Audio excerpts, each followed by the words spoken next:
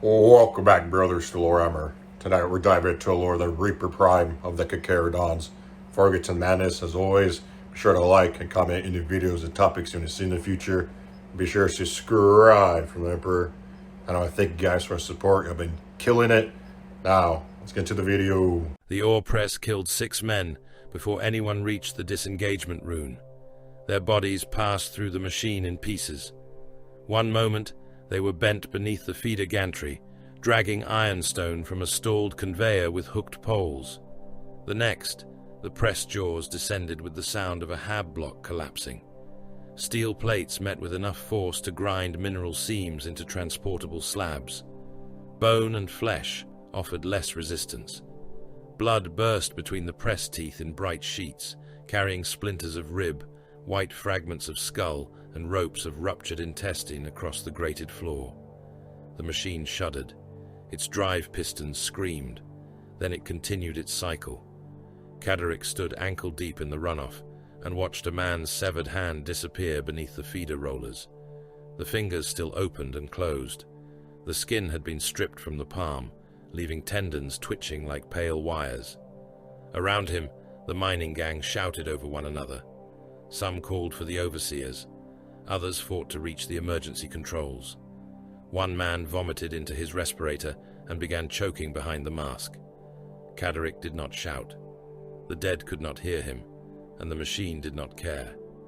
He climbed onto the feeder gantry while the press continued to hammer below.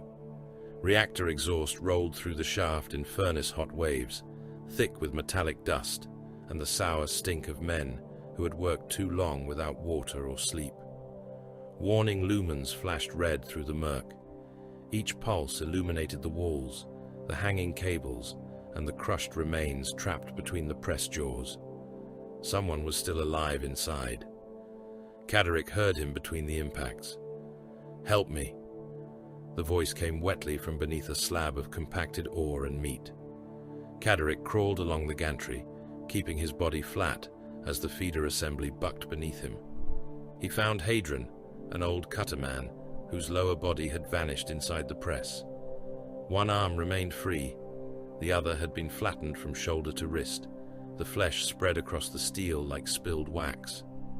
Hadron stared at Caderic through a cracked visor. "Get me out." Caderic looked down. The press had taken everything below the man's ribs. Entrails had wound themselves around the drive teeth. Each cycle pulled more of him into the machinery. His spine was visible through the ruin of his back, white vertebrae shining beneath pumping blood. There was no getting him out. Overseer boots rang on the upper walkway. Hadron heard them too. His face tightened with terror. "They'll blame us," he gasped. "They'll take my sons. Caderic, cut me loose, cut me loose." The overseers would not stop the press for one miner. They would stop it to punish sabotage. They would search the gang, interrogate the survivors, and deduct the lost production from families who already lived on molded grain and recycled water. Hadron began to scream. Caderic drew the utility blade from his belt. The old man saw it and reached for him. His fingers closed around Caderic's wrist with surprising strength. "Not like that." Caderic drove the blade beneath his jaw and pushed upward into the brain. Hadron convulsed once. Blood ran over Caderic's knuckles. The grip on his wrist loosened. By the time the overseers reached the gantry, the screaming had stopped. The press continued working. The machine was shut down 3 hours later when a cogitator registered contamination in the ore feed. The remains were scraped from the mechanisms with iron paddles. Most of the dead went into unmarked reclamation drums. What could not be identified became ration credit for the gang as a whole. Production resumed before the end of the shift. That was the law beneath Zartak's stone. Flesh failed. Metal endured. The Imperium valued one accordingly, and the other not at all. Caderic's grandmother had taught him that before he was old enough to descend into the mines. She ruled the 9th Extraction Guild from chambers cut into a basalt shelf above the labor pits. She was called Guild Mistress by men who hated her, honored by men who feared her, and grandmother only by Caderic. Her seal opened restricted lifts, armories, and record vaults. Her signature condemned families to lower shafts, where lung rot killed within a year. Her silence during a tribunal could ruin a bloodline more completely than any spoken accusation. Yet Caderick slept in a worker's cell and drew the same ration. Allotment as the gangs. Luxury softens the hand, she had told him. A softened hand cannot close around a throat.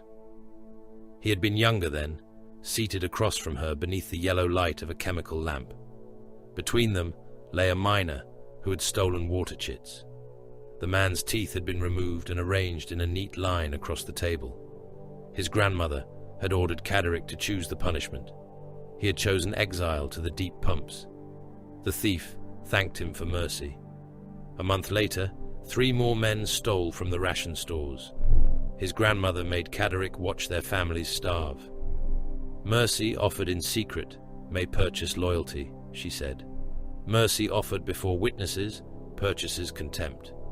Authority survives through examples. Never waste a death when it can instruct the living. Caderick remembered the lesson when the overseers questioned him about Hadron. He said the old cutter man had died in the machinery. It was true enough. The overseers beat 2 other miners for negligence and returned Caderick to work. He felt no guilt.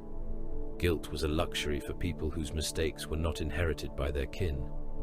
In the weeks that followed, the shafts became restless. The men spoke less when overseers passed. Work crews vanished into decommissioned galleries during shift changes. Supply ledgers showed missing blasting charges, stolen promethium cells, and cutting equipment that could breach more than rock. Autoguns appeared beneath sleeping pallets.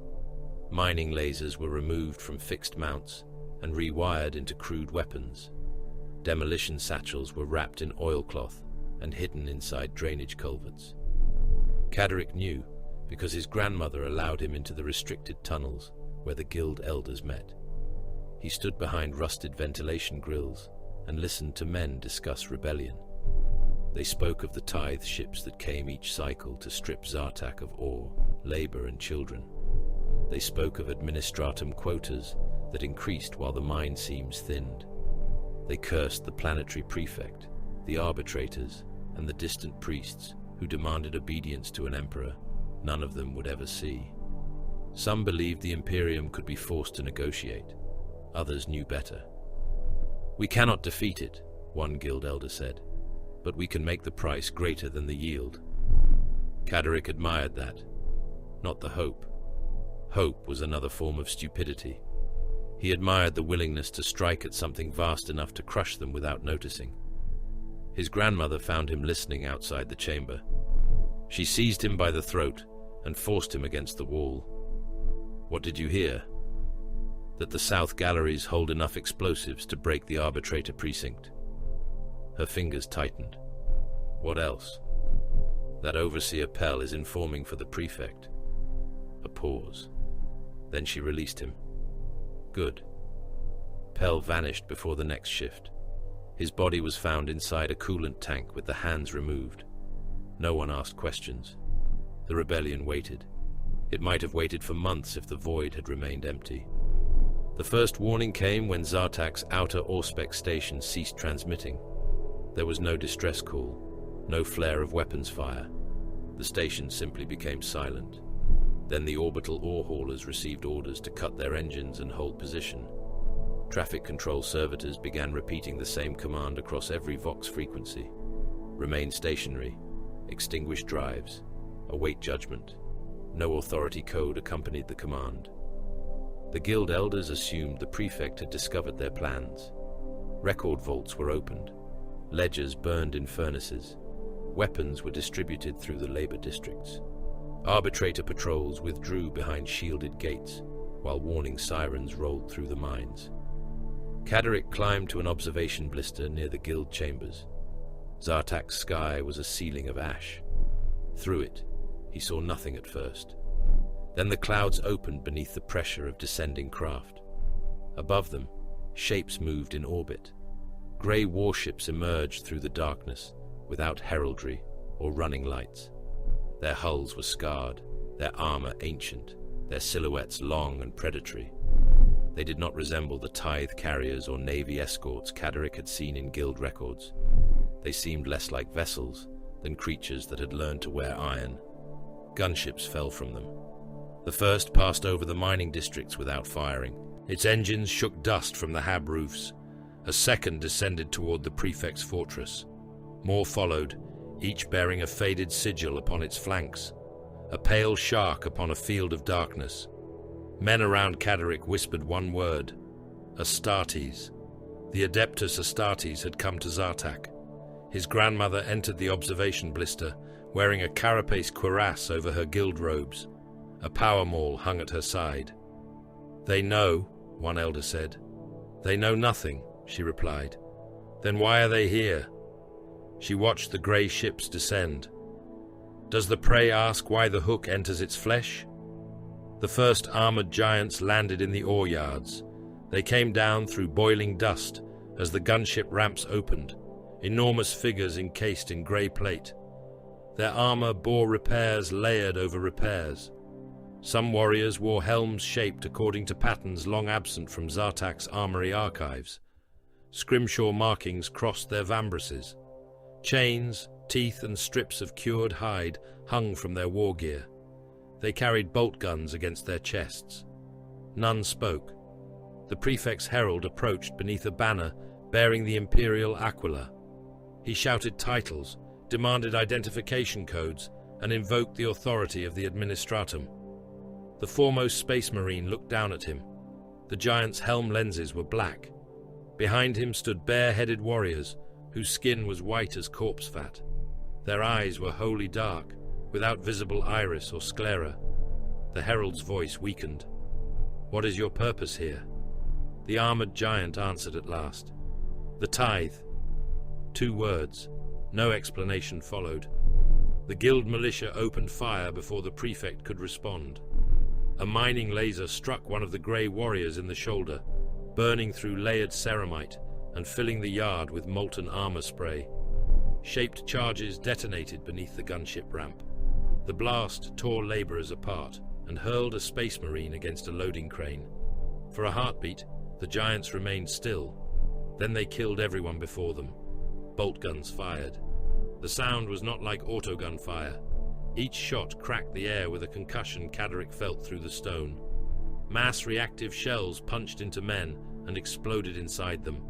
Chests burst outward. Heads vanished in red clouds. One militia fighter was struck in the abdomen and folded around the detonation as his spine, pelvis, and internal organs sprayed across those behind him. The Carcharodons advanced without shouting.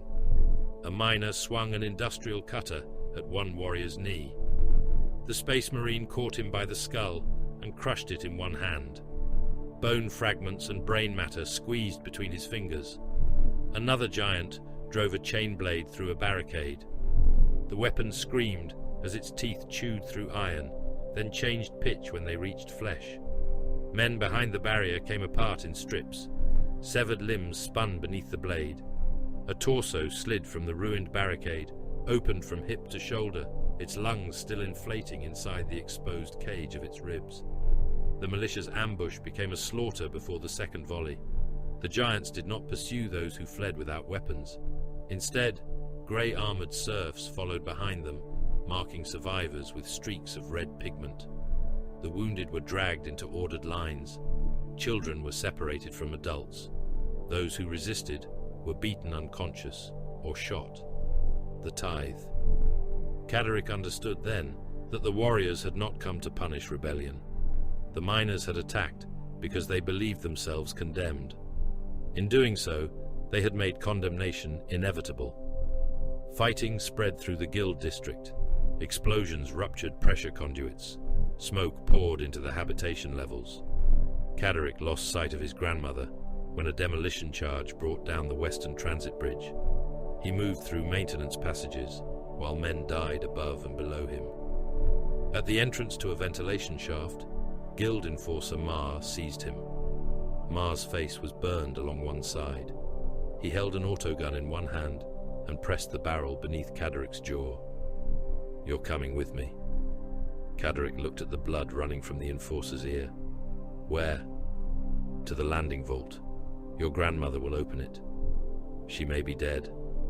Then you will make them hesitate." The idea was so foolish that Caderic almost laughed. The Grey Giants had not hesitated for the Prefect's herald. They had not hesitated for militia shields, unarmed workers, or wounded men. They would not hesitate for him. Mar dragged him toward the main corridor. Caderic stumbled deliberately. When the enforcer pulled him upright, Caderic seized the autogun sling, turned beneath Mar's arm, and drove Hadron's utility blade into the burned side of his neck. The blade struck bone. Mar made a choking noise and hit Caderic across the face. Caderic held on. He tore the blade sideways, opening the throat to the spine. Hot blood washed over his hands. Mar fell to his knees. Caderic took the autogun and shot him through the mouth. He entered the ventilation shaft as armored footsteps sounded in the corridor. The ducts were narrow, hot and black. Smoke followed him. Behind the metal walls, the mine complex screamed. Alarm klaxons wailed. Men begged over the Vox. Somewhere nearby, a bolt shell detonated inside a body with a thick, wet crack. Caderic crawled until the duct ended above a processing chamber. He looked down through the grill.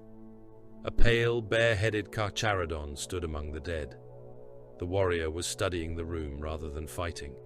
His black eyes moved across bodies, weapons and exits. He looked up at the grill, at Caderic. The autogun felt weightless in Caderic's hands. The Space Marine could kill him before he fired. Caderic knew it with the same certainty that he had known Hadron could not be saved. He did not lower the weapon. He did not beg. The giant regarded him for several heartbeats. Then he spoke into his helm vox. "Viable." Caderic was taken with 37 others. They were bound at the wrists and driven through burning streets toward the ore yards. Adults marked for labor were chained separately. Caderic saw guild elders among them.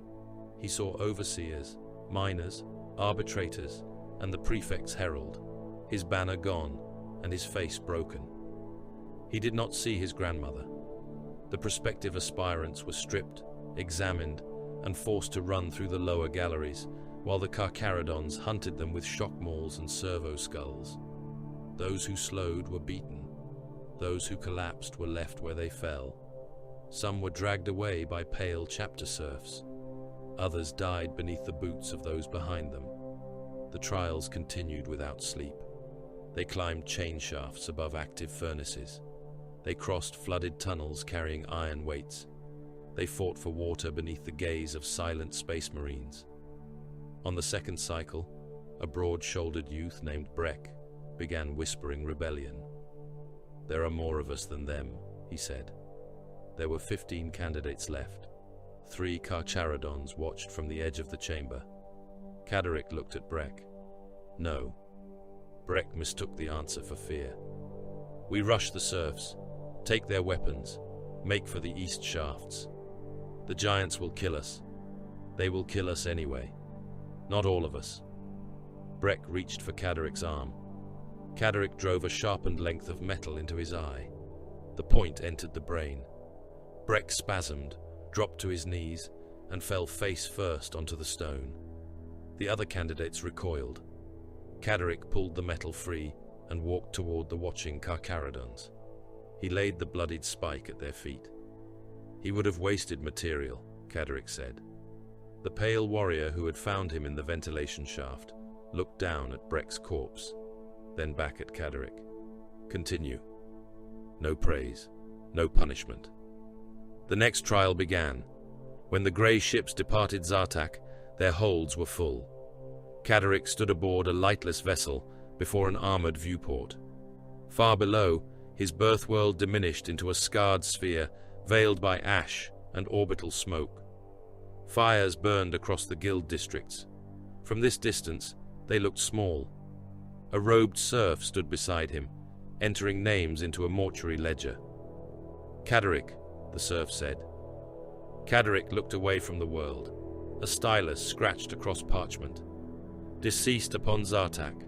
Lineage concluded. Holdings forfeit. Flesh received." The serf closed the ledger. Whatever Caderic had been beneath the stone was now recorded as dead. Armory thralls passed behind him, carrying a weapon wrapped in chains. It was an ancient two-handed chain axe, its haft dark with age, its casing scarred by blows struck centuries before Caderic's birth. The thralls struggled beneath its weight.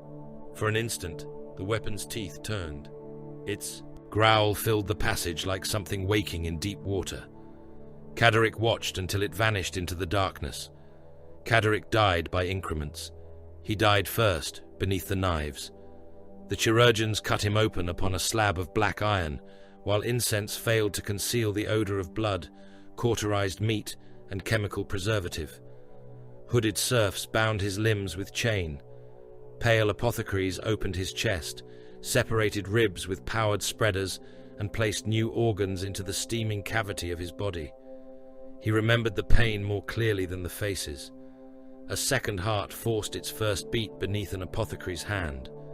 The contraction shook his entire body. Blood surged through vessels too narrow for the pressure and burst from his nose, mouth, and tear ducts. He drowned in himself until a tube was hammered down his throat. He remembered bone growth grinding through his skeleton. He remembered the bones of his ribcage thickening and locking together beneath the skin. He remembered screaming while his spine lengthened. He remembered black carapace nodes being implanted beneath muscle, each incision opened, packed and sealed before the next began. Others died beside him. One aspirant's body rejected the new organs and swelled until his skin split across the abdomen. Another tore free of his restraints when fever drove him mad. He killed 2 serfs before an apothecary crushed his skull with a surgical gauntlet and ordered the corpse rendered for usable tissue. Caderic survived. That was the first requirement. He died again beneath the hypno-engines. The machines fed him battle doctrine while his body floated in a tank of grey nutrient fluid. Tactical diagrams burned behind his eyes. Weapon catechisms repeated until their words ceased to be language and became reflex. He learned to strip a bolt gun before he had held one.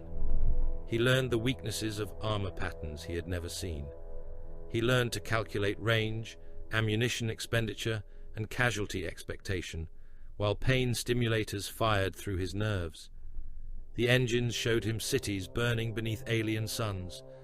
They showed him void ships opening one another with lance fire. They showed him the anatomy of men, mutants, and xenos, each body reduced to vulnerable structures and efficient points of destruction. He dreamed of Zartak only once. In the dream, the ore press worked without ore.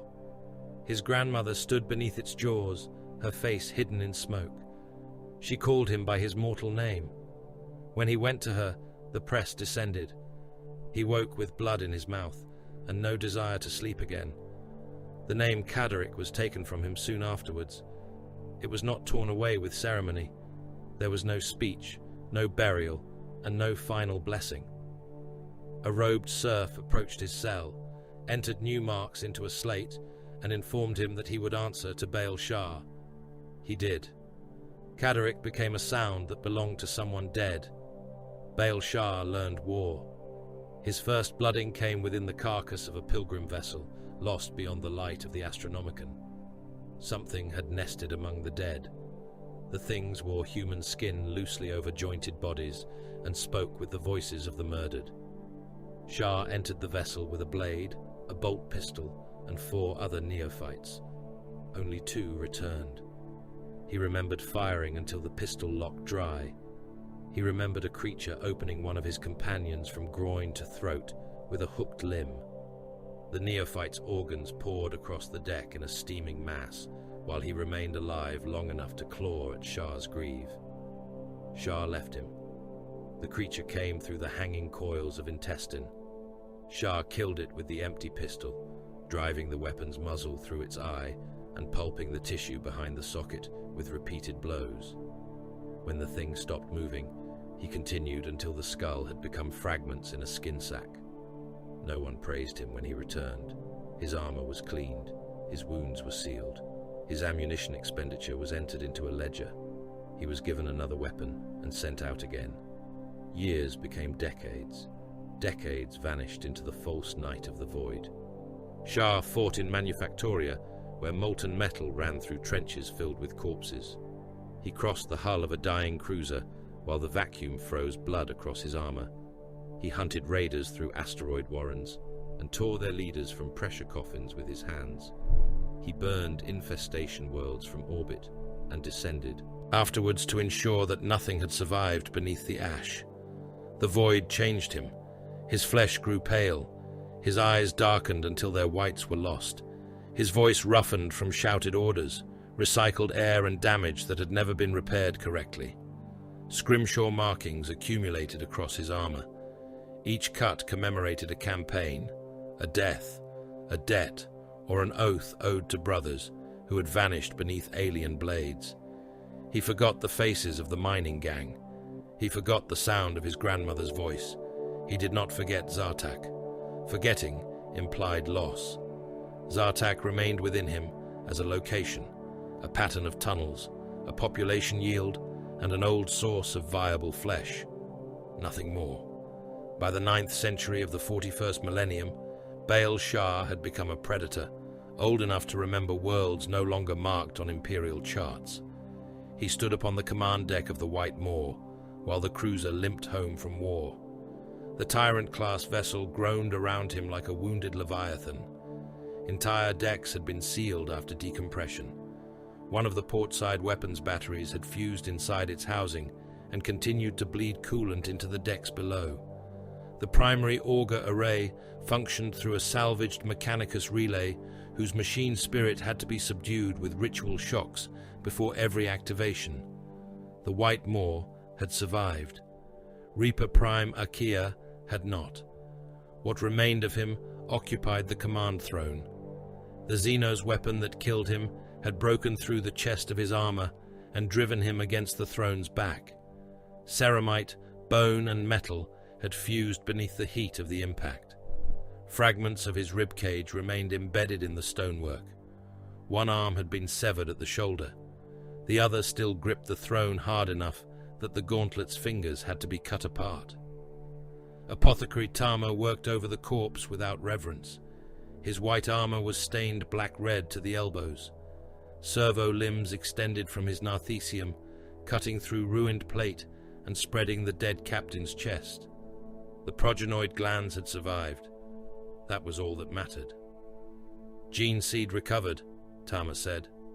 His voice was flat through the helm grill. A servitor received the sealed receptacles and withdrew toward the apothecarian. Akia's remains stayed where they were. Sharr stood before the throne with his helm beneath one arm. Dried blood darkened his face. The Xenos' engagement had taken almost half the company. Of those who remained, many were sealed inside the apothecarian, or waiting for armor repairs that might never come. At the edge of the command dais stood the chapter's senior warriors. Chief Librarian Teka Hurangi watched through eyes blacker than the void beyond the armored viewports. Age had not diminished him. It had made him seem less human. His face was pallid and deeply lined, his features covered in intricate scars that resembled the wake of currents upon dark water. The force staff in his hand was carved from materials Sharr could not identify. The pale nomad gave no sign of approval or condemnation. Red Tain stood beside him. The company champion held the coral shield at his side and the sheathed void sword across his back. His battle plate bore fresh gouges from the Xenos' engagement, but he stood as though he had suffered nothing. Kahu waited in modified Terminator armor, broad even among the Red Brethren. The armor's ancient joints growled when he moved. Behind him, the remaining Terminators stood in silence, their crimson markings almost black beneath the weak lumen glow. Chaplain Nikora held his Crozius against his chest. His skull helm watched Sharr without blinking. Tech Marine Uthulu remained linked to the command deck through a nest of cables. Half his attention moved through the White Moor's wounded systems. The other half observed the judgment. At the center of them stood Tyberos. The Shade Lord wore tactical dreadnought armor of immense and ancient construction. His presence made the command deck seem smaller. Hunger and slake rested upon his gauntlets, their chained blades still marked with matter taken from the enemy. He spoke quietly. "Count them." Sharr looked toward the warriors assembled below the dais.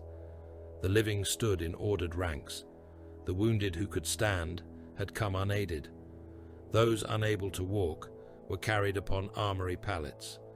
Several suits of battle plate had been cut open to prevent swelling flesh from being crushed. Inside, 59 combat capable, Sharr said. 14 expected to return to service, 9 uncertain, 37 dead, 6 gene seed unrecovered.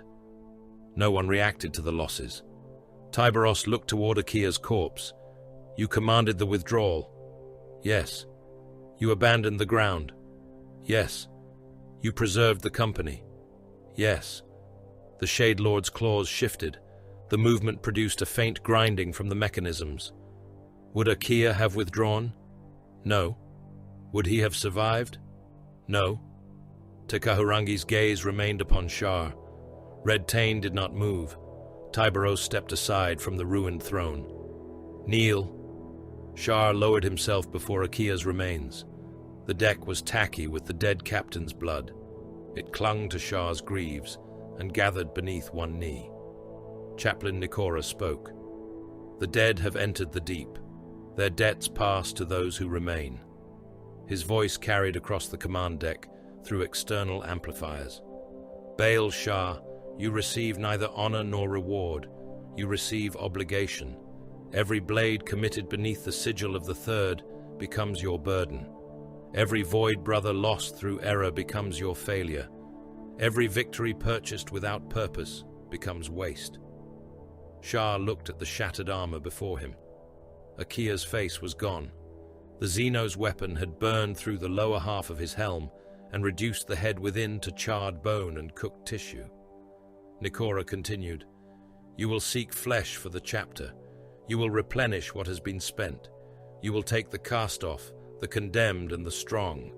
You will judge what may endure. You will cast aside what cannot." The chaplain lowered the head of his Crozius until it touched Sharr's shoulder. "You will bear the title of Reaper Prime." Red Tain moved forward. He carried the chain axe in both hands. Sharr remembered seeing it once before, when he had been a child aboard a lightless vessel, watching Zartak diminish behind him. Reaper had aged without becoming weaker. Its two-handed haft was wrapped in hide, darkened by sweat and old blood. The axe housing was scarred, dented, and inscribed with the marks of previous masters. No two teeth along the chain were identical.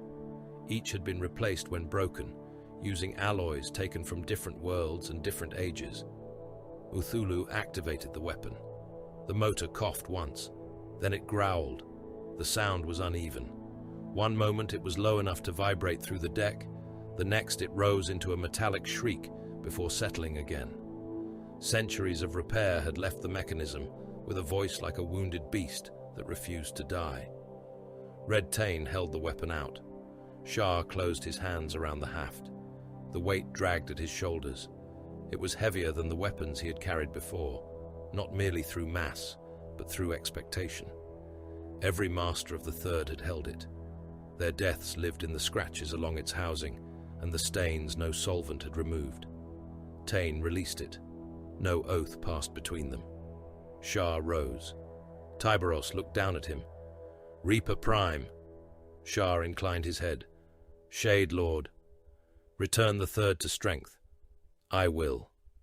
Tyberos turned away, and the succession was complete. There was no feast. Akia's remains were removed from the throne with cutting torches. Armory thralls scraped bone fragments from the stone and carried them to the mortuary vaults. Servitors washed the deck with caustic foam, while Sharr issued his first orders as master of the Third Company. "Kahu," the Terminator commander stepped forward. "Reaper Prime. Restore the Red Brethren's strength ledger. Assign viable plate to the living. Strip the dead." "It will be done." "Uthulu." The Tech Marine's mechadendrites flexed. "Command. Seal the portside battery decks. Salvage what can be carried. Burn what is corrupted." The machine spirits will protest. Silence them. Uthulu bowed his helm. Nikora. The chaplain raised his skull mask. The company has bled. Remind them why. Nikora struck the foot of his Crozius against the deck. They will remember. Sharr turned to Tama. Account for every progenoid. I have begun. Begin again. The apothecary regarded him for a moment, then inclined his head. Sharr faced the remaining warriors. The living are material. The dead are, warning, mark both. The order traveled through the White Moor. Across the cruiser, damaged machinery continued its labor. Servitors dragged ammunition crates through corridors carved with exile markings and predatory sigils. Their feet slipped in fluids leaking from ruptured conduits. Enslaved laborers crawled inside boarding cages, scraping dried flesh from restraint hooks with rusted blades. In the launch bays, serfs removed bodies from boarding torpedoes. Some corpses had burst during decompression, filling the interiors with frozen blood and fragments of organs. The dead were stripped of weapons, armor seals, teeth, and identification marks before being sent to reclamation. Nothing was wasted. The White Moor had crossed the outer dark for centuries by feeding upon wreckage and conquered vessels. Its lower decks contained machines no living tech priest fully understood. Whole chambers remained sealed because something moved behind their doors. Other compartments had been given to generations of indentured clans that knew no sky beyond the lumen strips overhead. The cruiser was not a home. It was a moving crypt that had learned to hunt. Sharr walked its passages with Reaper locked across his back. Serfs flattened themselves against the walls as he passed. Some bore the pallor of families bred aboard the ship. Others still carried the brands of worlds taken in the Red Tithe. He entered the armory.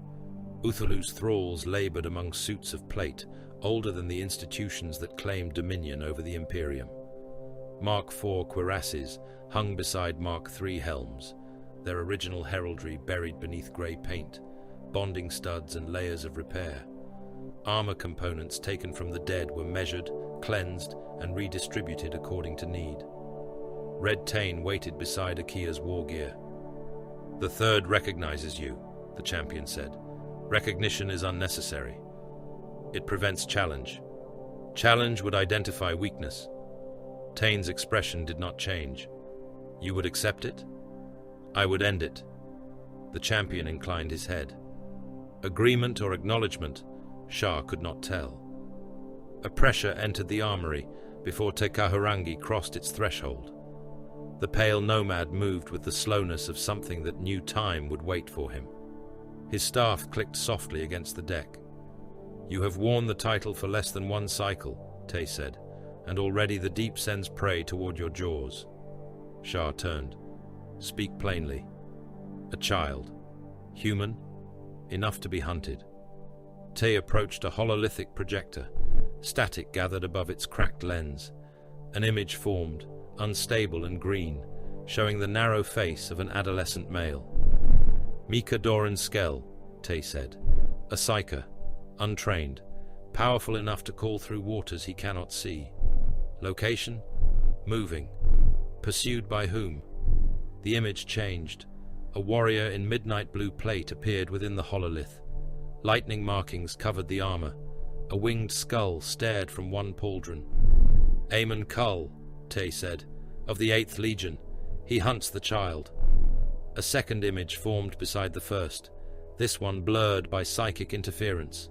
A horned helm, robes stiff with old blood, a staff crowned by something that resembled a screaming human spine. "Shadraith, sorcerer. He intends to use the boy as a conduit." "For what?" The hololith distorted. The armory lumens dimmed. Somewhere in the ship, a servitor began shrieking through a vox grill until an attendant severed its throat. T's black eyes remained fixed upon the image. Bargul. The name seemed to settle into the metal around them. Sharr had heard it before in fragments taken from dead heretics and burned libraria. A warp predator, a demon bound to hunger, pain, and possession. The records contradicted one another, but all ended in slaughter. The child's path? Sharr asked. An imperial penal vessel. The imperial truth. And beyond it? Tay touched the projector. A world appeared above the lens. Ash clouds covered its surface. Mine complexes scarred the continents. Orbital stations turned slowly above a poisoned atmosphere. Zartak, Kadarik's grave. Sharr studied the world without emotion. Redtain looked from the hololith to him. You know it. I was taken there. Tekahurangi watched him carefully. Does the stone remember the hand that left it? No. Do you? Sharr looked at the planet's population estimates, penal holdings, and industrial yields. I remember its use. He turned to Tain. Prepare collection holds, restraint teams, and medici examiners. The Night Lords remain the primary target. They are one target. Tain understood. The Red Tithe. Zartak has yielded before. It will yield again. Tay rested both hands upon his staff. You return to the place of your first death. Sharr deactivated the hololith. I return nowhere. The command summons sounded before T could answer. Sharr entered the strategium with Reaper Prime's command cadre around him. The chamber was crowded with flickering hololiths and half-blind servitors. Vox officers leaned over consoles as corrupted transmissions poured through the speakers. The Imperial truth had been found.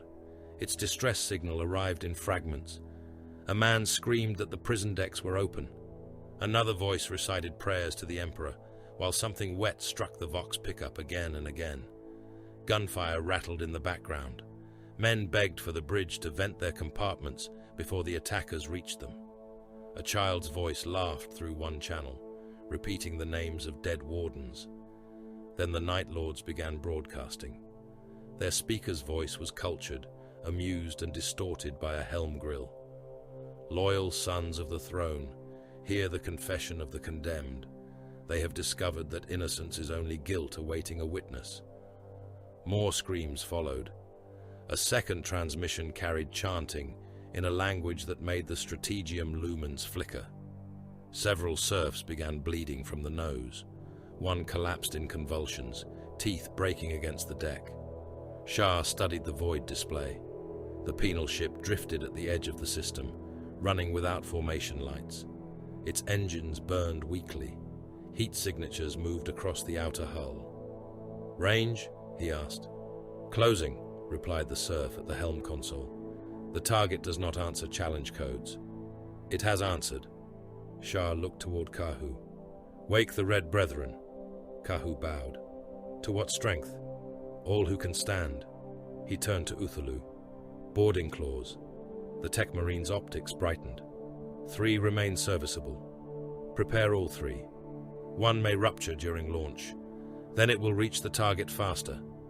Sharr drew Reaper from his back. The Chainax's motor coughed, caught and rose into its ancient, uneven growl. Across the strategium, serfs lowered their heads. The White Moor accelerated toward the crippled prison ship. Open it! The Imperial truth drifted without lights. Its running beacons were dead, its heraldic transponders silent, and its engines breathed only in weak, intermittent pulses that pushed the prison ship deeper into the system, 1 dying kilometer at a time. Impact wounds cratered the hull from prow to stern. Several decks had been opened to the void, their interiors exposed like the ribs of a butchered beast. Bodies covered the outer plating. Some wore prison fatigues. Others still bore the black coats of wardens and discipline officers. They had frozen where decompression hurled them, fingers locked around torn railings, mouths stretched wide beneath films of ice. One corpse had been nailed through the chest to an Auspex mast. Another turned slowly on a length of cable, its abdomen opened and emptied, its entrails hardened into dark ropes that moved with the ship. The Night Lords had not hidden what they had done. They had broadcast it. Every open Vox channel within the system carried the same litany of executions. Wardens begged for absolution, while knives worked through their joints. Prisoners confessed to crimes they had not committed, because their captors promised a quicker death. Men screamed as their skin was removed in strips, and their severed hands were forced against identity readers to unlock sealed compartments. Beneath the screaming came laughter, cultured, patient, almost intimate. A Night Lord spoke through the open transmission as though addressing honored guests gathered at a feast. "Attend, servants of the Carrion Throne. Your jailers have spent their lives teaching you that punishment is sacred. We have merely improved their instruction." A wet, sawing noise followed. Someone began praying. The prayer ended in a choking gurgle. Baal Sharr listened from the command deck of the White Moor without reaction. The prison ship filled the forward hololith, a pale and wounded shape turning slowly against the void.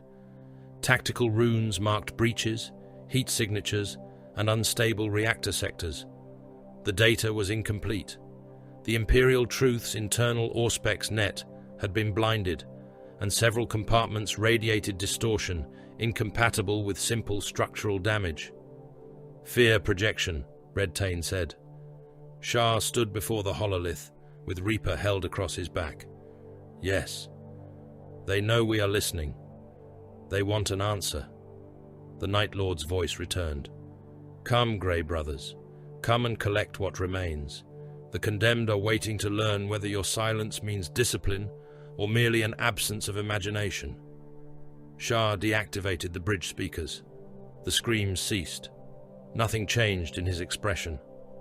"Launch reconnaissance claws." The first wave entered through 3 breaches. One boarding claw struck near the prison ship's engine spine. Another penetrated the detention decks amidships. The third attached itself beneath the bridge superstructure, where command routes converged around the armored core. No banners were raised, no declarations were transmitted. The Carcharodons entered in silence. Small hunting elements moved ahead of the main force, their armor dulled, their heraldry concealed beneath ash-grey coatings. Auspex returns crawled across their helm displays. They marked corridors, bulkhead strength, heat blooms, and concentrations of life. The engine group found evidence of deliberate retreat. Blood had been painted across pressure doors in broad arrows, pointing toward the reactor chambers. Prisoner bodies lay arranged along the route, each turned toward the same destination. Some had Vox units forced into their mouths. As the Carcharodons passed, the dead began to speak.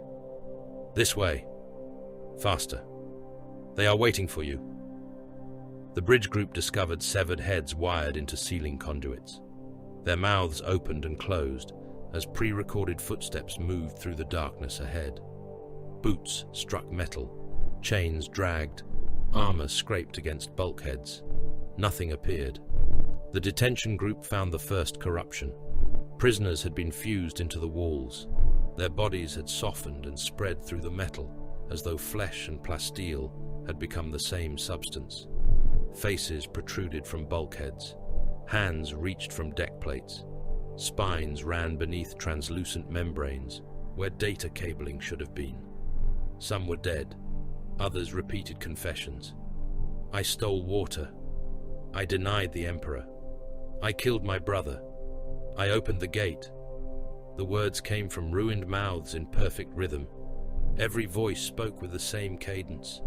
A Carcharodon scout placed a gauntlet against one prisoner's exposed skull. The man's eyes rolled toward him. "It is beneath us," the prisoner whispered. The wall split open. A former discipline officer emerged from within it, naked except for scraps of fused uniform. Both arms had been broken and reset backward.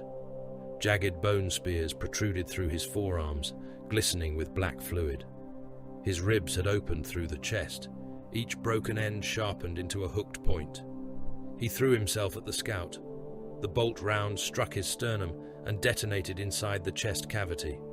The corrupted officer burst apart, showering the corridor with bone fragments and tar-colored blood. The walls began to move. Faces shrieked. Hands clawed free. More bodies tore themselves from the metal, joints bending in directions no human frame could endure.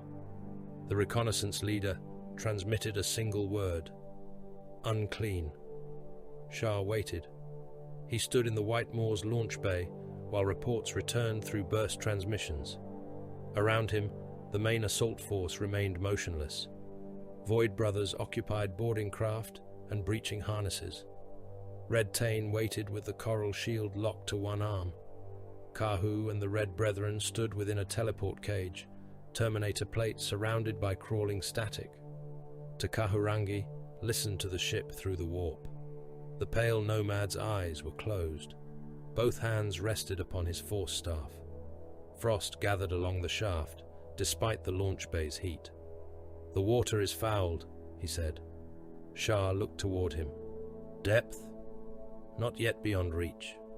Something has fed here, but it has not made the vessel its lair. The child? Alive. Location? Gone." Sharr gave no sign of disappointment. T opened his black eyes. "The boy's wake leads downward, toward the stone that made you." "Zartak." "Yes." Sharr turned to the assault force. "The weak point is identified." The White Moor fired. Melter charges struck the Imperial Truth beneath its command spine.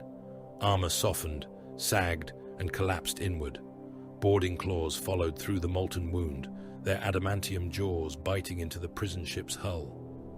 Sharr entered with the first assault rank. Heat rolled over his armor. Vaporized metal condensed across his Mark IV plate. The breach chamber beyond was filled with corrupted wardens and prisoners, their flesh swollen by warp taint, eyes burning with bruised violet light. They charged without weapons. Sharr drew Reaper. The chain axe coughed once, then rose into its broken, predatory growl. He met the first body with a downward stroke. Reaper struck shoulder, tore through collarbone, and entered the ribcage. Its teeth did not pass cleanly. They dragged the man's chest apart, pulled one lung free, and flung it against the bulkhead in a spray of blood and tissue. Sharr ripped the axe loose. The ruined corpse remained caught on the lower teeth for half a heartbeat before the chain shredded it into strips. A second attacker reached him with broken fingers, sharpened into points. Sharr drove the axe haft into the man's face. Teeth burst from the mouth. The jaw broke loose and hung from one cheek. Reaper came back across. The chain bit through the neck, caught the spine, and tore the head away with several vertebrae still attached. The Carcharodons advanced behind him. Bolters fired in controlled pairs. Mass reactive shells punched into torsos and burst beneath skin. Bodies ruptured outward, coating the walls with shredded meat. One corrupted prisoner lost both legs to a bolt detonation and continued crawling until Red Tain stamped through his skull. Sharr reached the inner pressure door. It had sealed against them. Reaper struck the locking assembly. The weapon screamed as its teeth chewed into plasteel. Molten filings sprayed across Sharr's armor. He drove deeper, splitting the mechanism, then tore the door apart one ragged section at a time. Bone fragments lodged in the chain housing. Strings of intestine wound around the lower guard. Two armory serfs followed with hooked tools, crouching behind the assault line whenever Sharr paused. They pulled tissue from Reaper's teeth, cut away tendon, and scraped hardened fragments from the motor vents. Neither spoke. One lost 3 fingers when the weapon's chain turned unexpectedly. He wrapped the hand in cloth and continued working. The Night Lords attacked after the Carcharodons entered the command routes. The lumens died. Recorded footsteps surrounded them. Jump pack turbines screamed from passages too narrow for flight. Severed heads began laughing from vox speakers hidden inside the walls. Then, midnight blue figures fell from the ceiling. The first Night Lord descended upon a Void Brother with a chain blade held in both hands. The weapon opened the Carcharodon from gorget to abdomen, sawing through fused ribs and black carapace. Blood and internal organs poured from the wound before the warrior struck the deck. Red Tain met the attacker. The coral shield took a burst of bolt shells. Explosions hammered its surface and filled the corridor with fragments of ceramite. Tain drove forward through the detonations. His void sword passed beneath the Night Lord's guard and entered the traitor's abdomen. He twisted.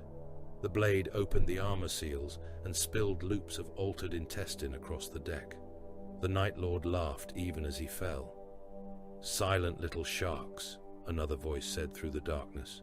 "Did your father teach you nothing but hunger?" Sharr advanced. A jump pack ignited ahead. Blue armor flashed through his helm display. A Night Lord came at him horizontally, claws extended. Sharr lowered one shoulder. The impact drove him back 2 steps. Claws raked his breastplate, opening deep furrows in the ancient ceramite. He caught the traitor by the jump pack and turned with the momentum. The Night Lord struck the wall head first.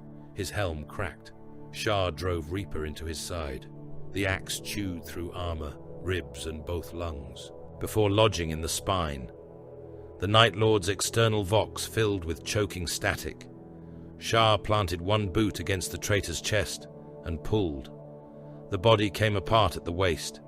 The upper half struck the deck, still clawing at him. The lower half remained pinned against the wall, pouring blood into the corridor. The unseen speaker continued. "No retort, no curse. We carved an entire choir for you." Sharr stepped over the dying Night Lord. He did not answer. The taunts became sharper. "Does your chapter forbid speech, bastard?" Silence. "Did exile take your tongues?" Silence. "Or are you afraid your voices will sound human?" Sharr raised one fist.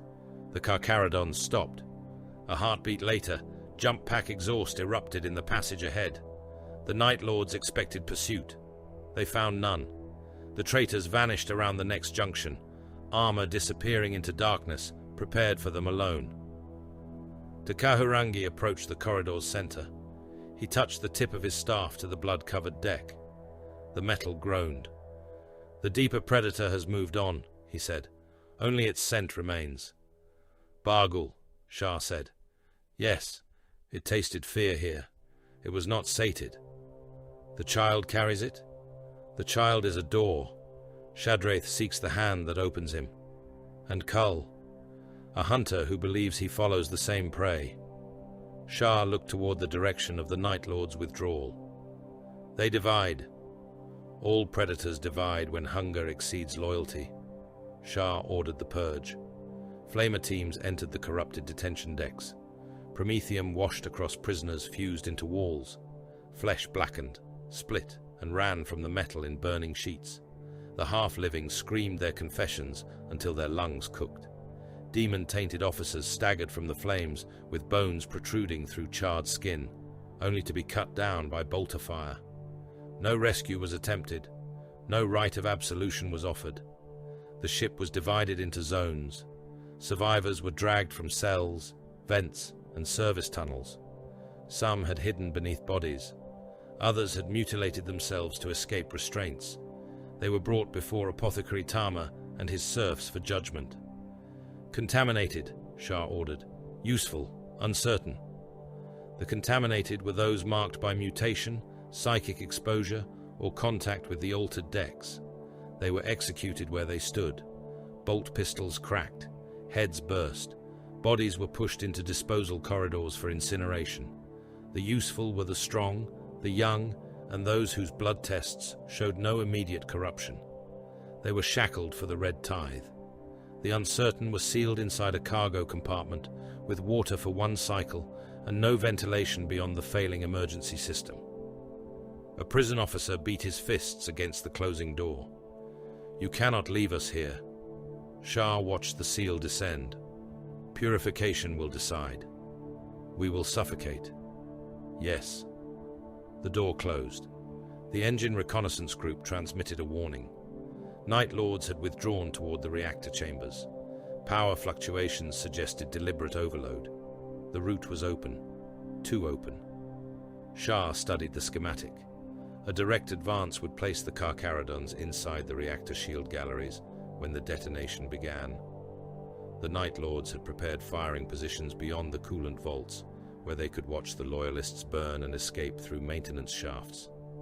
Red Tain stood beside him. "They expect pursuit." "Yes." "Withdraw?" "Yes." No shame entered the answer.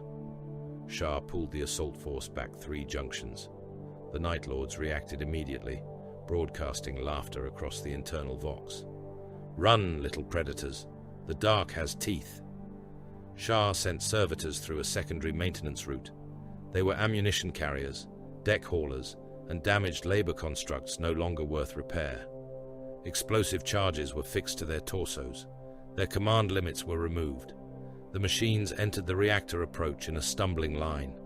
Night Lords opened fire. Bolt shells tore servitors apart.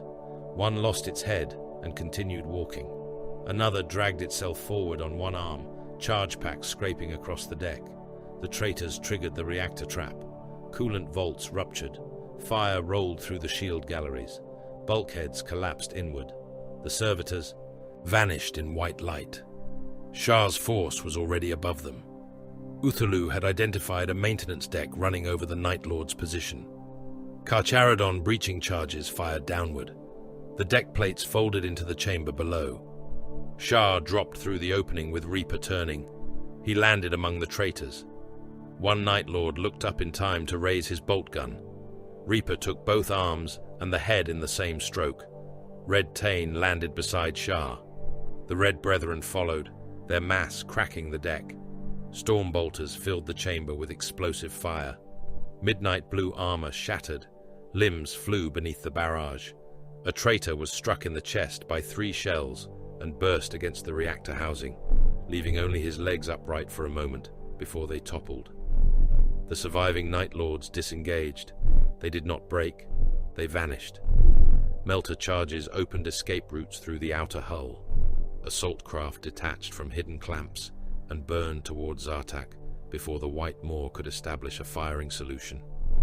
Aemon Cull's voice returned across the Vox. "Come quickly, Grey Brothers. Your birth world has begun screaming without you."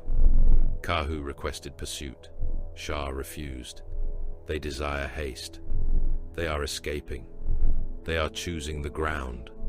Kahu's Terminator helm tilted. We let them reach it. We let them believe they are ahead. Sharr secured the Imperial truth. Navigation vaults were opened. Dead bridge officers were removed from command thrones. Uthalu's thralls extracted cogitator cores and rebuilt fragments of the vessel's final course. The records showed shuttle launches towards Zartak. They showed penal descent corridors. They showed a smaller craft carrying Mika Doran Skell and those who hunted him. The White Moor took the Imperial truth in tow, long enough to strip its ammunition, fuel, and usable prisoners. The corrupted decks were vented and burned. Those sealed within the uncertain compartment survived in sufficient numbers to be taken aboard. Others suffocated before the doors reopened. Their bodies were sent to reclamation. The White Moor entered Zartak's orbit beneath silent running. Fires spread across the penal settlements below. Mine districts flashed with explosions. Vox traffic carried reports of released inmates, murdered wardens, and unidentified armored figures moving beneath the surface. Sharr stood before the command deck viewport. His helm optics magnified the world until he could see the scarred continents of his birth. Somewhere beneath the ash clouds lay the mine where an ore press had killed 6 men. Somewhere below was the guild district where Caderic had ceased to exist. Nothing stirred within him. "Third Company awaits command," Red Tain said. Sharr watched burning transport columns moving between the penal settlements. "Begin extermination protocols." "And the tithe?" "Begin collection." The White Moor opened its launch bays. Grey gunships fell towards Zartak, like teeth descending through black water. Zartak was eating itself. The first gunships descended through ash clouds, lit from below by burning penal districts. Columns of black smoke climbed from habitation stacks, refinery yards, and transport depots. Emergency sirens bellowed across the mining basins, their mechanical voices broken by explosions and overlapping Vox broadcasts. Released inmates hunted wardens through the streets. Arbitrators fired from fortified checkpoints until mining lasers cut through their shields and turned armor, flesh, and bone into incandescent vapor. Guild militias sealed supply vaults behind industrial barricades, shooting anyone who approached without recognized blood marks. Penal gangs dragged officers from burning transports, broke their limbs with mining hammers, and hung the bodies from conveyor towers. Above them moved the Night Lords. They appeared in flashes of midnight blue armor, killing a militia commander here, opening a prison gate there, severing a communications relay before either side could restore order. They did not seek conquest. They fed uncertainty, striking wherever one faction threatened to gain control. Panic was their campaign. The Carcharodons descended into it without warning. Grey thunderhawks passed beneath the smoke and released assault packs into ventilation fields, abandoned quarries and ore loading stations. Dropcraft struck the lower districts, hard enough to crater ferrocrete. Boarding claws fired into mine entrances, their adamantium jaws ripping through blast doors designed to survive reactor failure. Baal Sharr landed beneath the western extraction towers. His boots sank into the chest of a dead arbitrator. The impact crushed the corpse flat beneath him. Black armor split. Ribs punched through the breastplate. Blood and pulped organs forced themselves from the officer's gorget in a steaming rush. Sharr stepped free without looking down. Red Tain landed beside him, coral shield raised against the gunfire sweeping the yard. Bullets flattened against its surface. Mining lasers carved white scars through the smoke.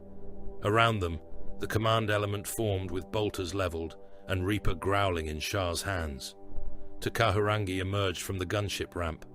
The pale nomad paused, head tilted, listening to currents no other warrior could perceive. "The child is beneath the stone," he said. "Direction?" Sharr asked. "Downward, moving toward the old precinct routes." "Alive?" "For now." A guild heavy weapon team opened fire from an ore crane. The mining laser struck a Void Brother through the abdomen. Ceramite flashed molten. The beam cut through his fused ribs and boiled the organs inside before passing out through his spine. He fell in two burning halves. Sharr looked toward the crane. "Armed groups are hostile." A serf relayed the command across the company vox. "Exceptions?" Red Tain asked. "Only the child." The Carcharodons opened fire. Bolt rounds struck the crane platform and detonated among the gun crew. One man's torso burst apart, leaving his arms still gripping the weapon mount. Another fell across the railing with his spine exposed through a crater in his back. A final shell entered the laser's power assembly and ruptured its charge cell. The explosion tore the crane in half. Burning metal and body parts fell across the ore yard. Sharr divided Third Company into hunting packs. Devourer assault units entered through vertical ventilation shafts, dropping kilometers into darkness on controlled bursts from their jump packs. Tactical squads secured transit galleries, mag rail stations, and shaft intersections. Scouts ranged ahead through maintenance ducts, marking concentrations of prisoners, militia, Night Lords, and structural weaknesses. No formation remained in place long enough to be surrounded. When resistance stiffened, Sharr withdrew. At the 9th conveyor junction, guild militia entrenched behind ore haulers and heavy cutting rigs. Their first volley killed 2 Void Brothers and damaged 3 more. Sharr pulled his warriors back without attempting to overpower the position. The militia cheered. Minutes later, Devourers descended through the roof behind them. Chain blades entered backs and emerged through chests. Jump pack exhaust burned men alive in their firing pits. One militia fighter turned in time to see a Carcharodon seize his commander by the face and drive him headfirst into a conveyor mechanism. The rollers caught the commander's skull. His head collapsed with a wet crack. The machine pulled the rest of him in by the shoulders, flattening armor and flesh into a red sheet. At the 22nd Transit Vault, prisoners held the main approach with stolen autoguns and explosive collars stripped from dead inmates. Sharr withdrew again after the first exchange. The prisoners advanced, believing the Space Marines had broken. Scouts opened maintenance hatches beneath them.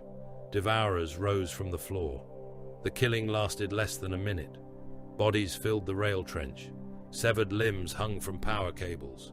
Blood ran through drainage channels already clogged with teeth and fragments of clothing. The Carcharodons moved on before the echoes faded. Vorphex began shaping the hunt.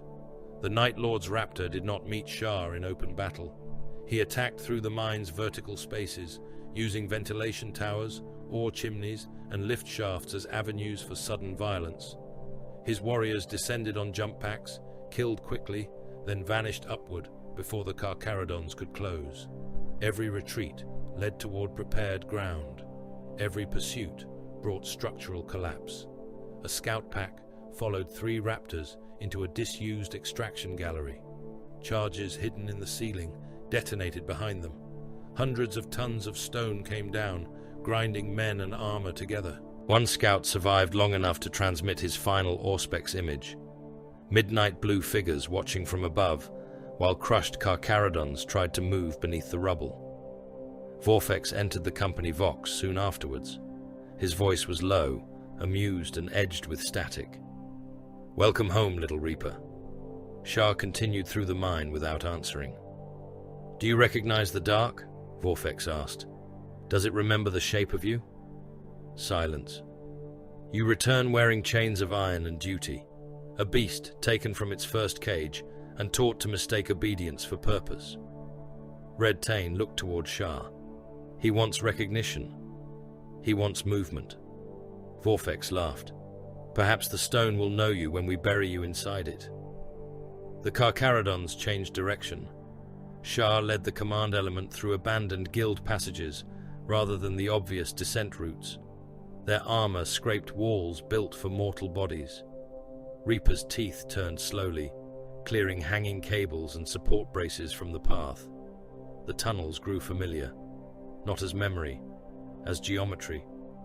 Sharr recognized the pattern of ventilation shafts, ore drains and pressure doors used by Zartak's oldest guilds. The designs had changed little since his taking. Mortal lives had passed. Bloodlines had risen and failed. The stone remained. They entered a record vault beneath the former guild chambers. Armed men waited inside. Their cuirasses bore the marks of the 9th Extraction Guild, though the sigils had been repainted and altered across generations. They guarded data cores, ration ledgers, and sealed gene records, while the world above burned. An old guild factor stood before them, with a plasma pistol held in both hands. His eyes moved across Sharr's armor. He saw the marks cut into the ceramite. He saw a pattern scratched along Sharr's vambrace, a remnant copied from the bloodline seal of a guild mistress dead for centuries. The factor lowered his weapon slightly. "That mark." Sharr watched him. "It belonged to the old line," the man said. "The line of the 9th mistress. Her grandson was taken by the Grey Ones." The militia behind him shifted.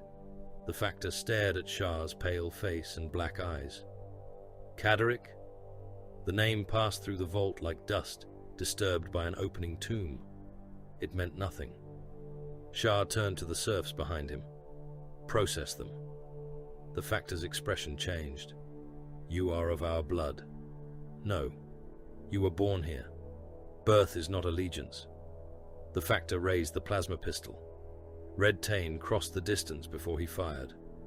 The void sword entered beneath the man's chin and emerged through the crown of his skull. The factor remained upright for an instant, eyes wide around the blade. Tain withdrew it. The head came apart vertically. One half fell against the guild records. The other struck the floor. The militia surrendered. They were shackled with the surviving prisoners and marked for collection. Sharr did not look back at them. The next transmission came from Vorfex. "You disappoint me. I hoped for tears." Sharr stopped. The mine ahead was too quiet. No machinery worked. No prisoners shouted. Even the distant gunfire had faded beneath the weight of stone. He studied the corridor. Support columns had been reinforced recently. Fresh weld marks crossed the ceiling braces. Rubble concealed narrow apertures along both walls. "Withdraw," he said. The first charges detonated before the order finished crossing the Vox. The corridor convulsed. Stone and machinery descended together. A support column struck a Void Brother and drove him into the deck. His armor burst at the waist. Intestines spilled from beneath the crushed breastplate as the next slab erased his head and shoulders. Sharr was thrown against the wall. Reaper left his hands. The ceiling came down. Darkness swallowed him beneath tons of rock, steel, and dead men. His helm display shattered into static. Warning runes flared across one lens before failing. Something struck his left leg with enough force to crack ceramite and break the bone beneath. A conveyor assembly collapsed across him, pinning the limb from thigh to ankle. For several heartbeats, he heard nothing but his own twin hearts. Then the rubble moved. A wounded Void Brother tried to rise nearby. His lower jaw had been torn away. Blood poured down his chest as he dragged himself forward with one arm. A Night Lord dropped through the dust behind him. The traitor's chain blade entered the Carcharodon's back and emerged from his chest. Teeth spun through ribs and lung tissue. The blade lifted, soaring upward until the warrior split from spine to shoulder. More jump packs ignited above. Vorfex's raptors descended through the broken tunnel. Their helm lenses burned red in the dust. "There," Vorfex said, "the chained beast beneath its stone." Sharr reached for Reaper. The axe lay beyond his fingers. A raptor landed on the conveyor assembly, pinning him. The impact drove shattered bone through Sharr's leg muscles. Pain flooded his nervous system. The traitor raised lightning claws. Bolter fire struck him from the side. Explosions tore through his shoulder and helm. The raptor's head vanished in a spray of metal, blood and brain matter. Red Tain came through the dust. The coral shield covered his advance. Bolt shells hammered its surface. A mining charge detonated against the shield and filled the tunnel with fire, but Tain continued through it. The Void Sword flashed. It opened one Night Lord from hip to opposite shoulder. Blue armor parted. The torso slid from the pelvis, trailing loops of blackened intestine. Tain reached Sharr. Leg? Broken. Function? Enough. Tain drove the Void Sword beneath the conveyor frame and used it as a lever. Servos screamed in his armor. The machinery shifted. Sharr pulled his leg free. A raptor struck Tain from behind. Lightning claws scraped across his pauldron, tore through layered ceramite, and opened the flesh beneath. Tain did not turn. He raised the coral shield behind him. The shield's rim caught the Night Lord beneath the jaw and broke his neck with a crack that carried through the tunnel. Sharr retrieved Reaper. The chain axe started on the second attempt. He rose on the broken leg. Pain narrowed the world. Blood filled the damaged sections of his armor boot. He ignored both. "Coordinates unstable," Kahu transmitted. "Enter," Sharr said. Reality tore open. White light filled the collapsed mine. Teleportation thunder struck the stone hard enough to split nearby walls. Kahu and the Red Brethren materialized amid rubble, corpses and prisoners trapped beneath the collapse.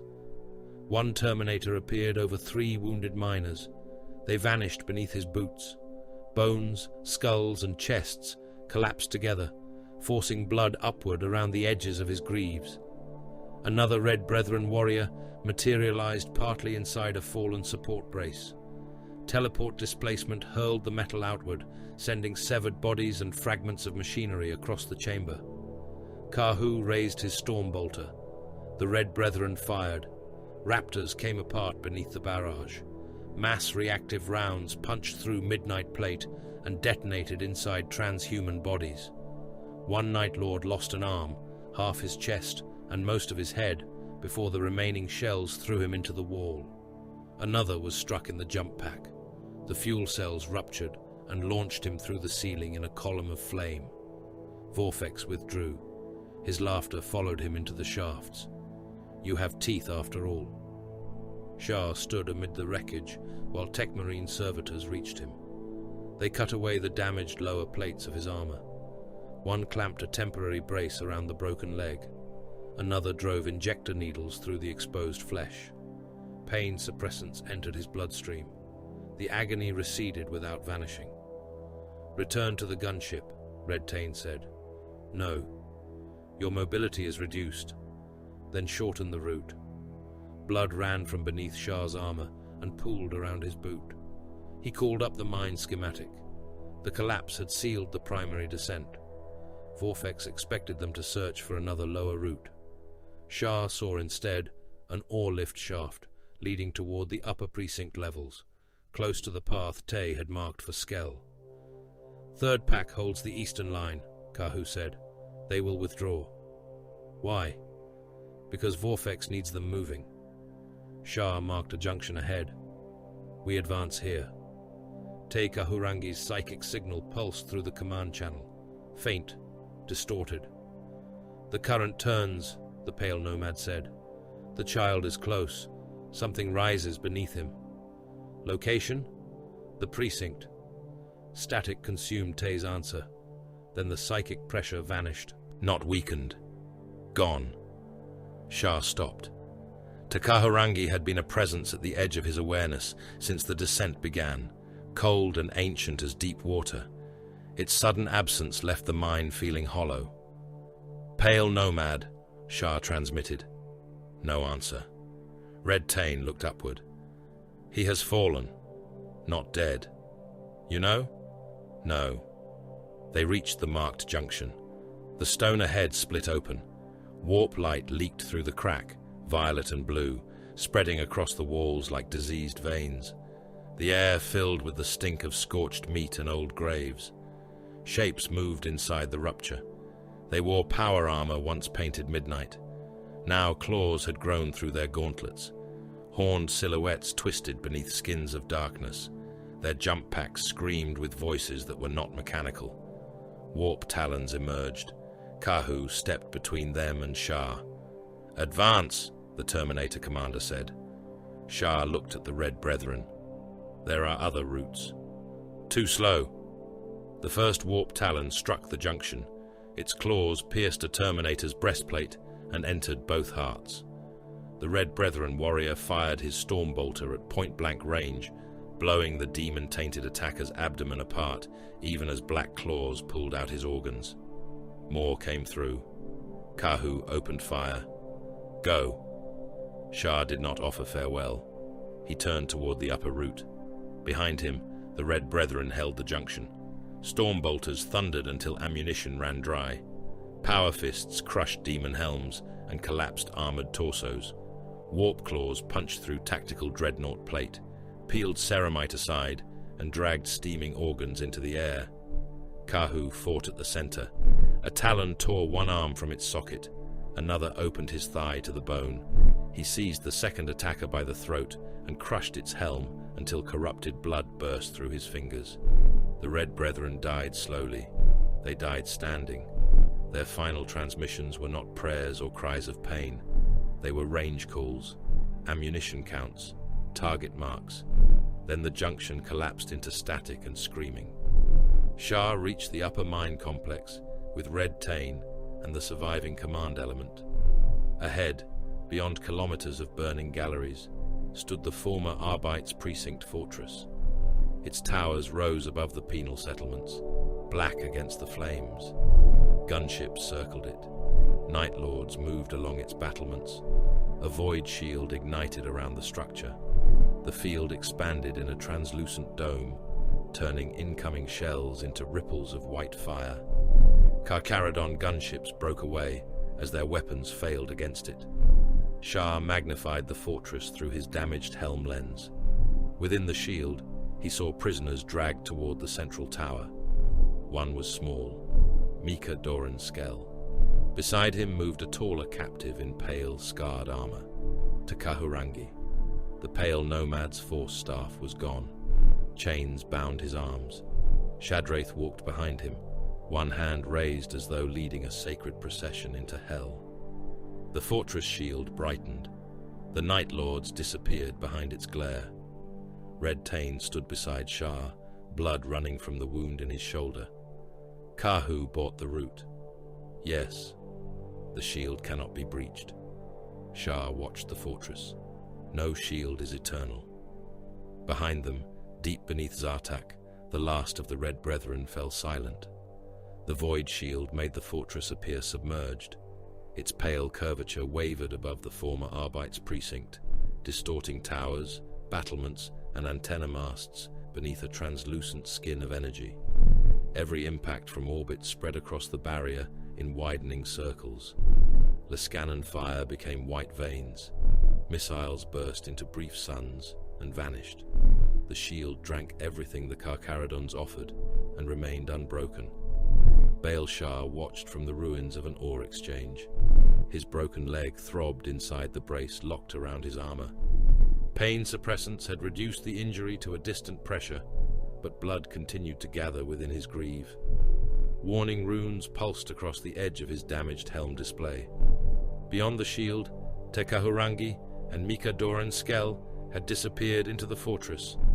Kahu and the Red Brethren were dead beneath the mines. The Night Lords believed the hunt had ended. They opened the precinct gates. The first wave came screaming across the ash plain. Released prisoners ran at the Carcharodon lines with explosive collars locked around their throats. Some carried autoguns. Others had been given knives, lengths of pipe, or nothing at all. Men stumbled over one another as they fled the fortress, terror stripping the sense from them. Night Lords stood behind the shield and watched.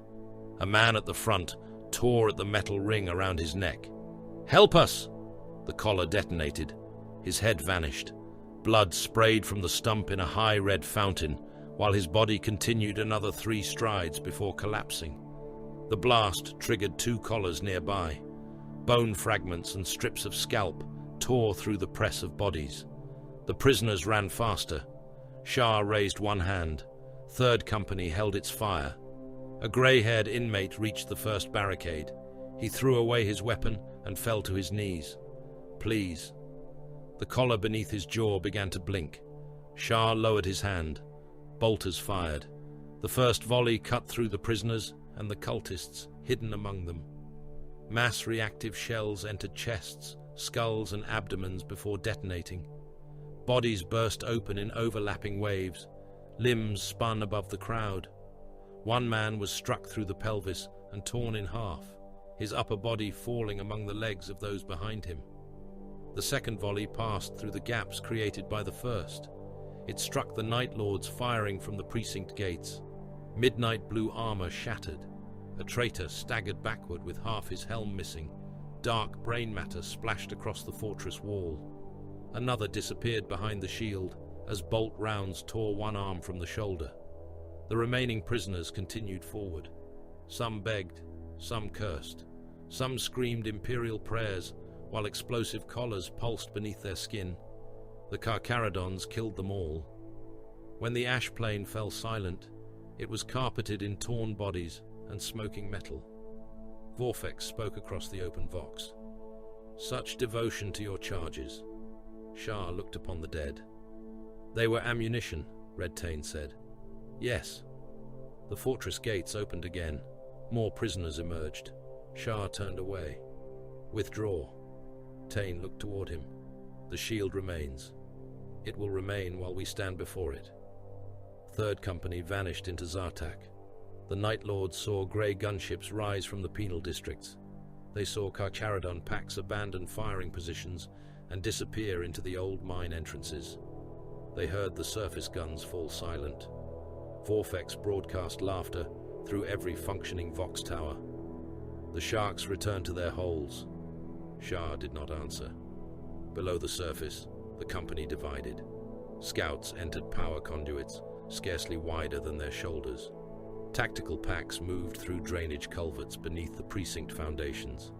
Devourers climbed abandoned lift shafts toward maintenance galleries sealed since the first penal uprising.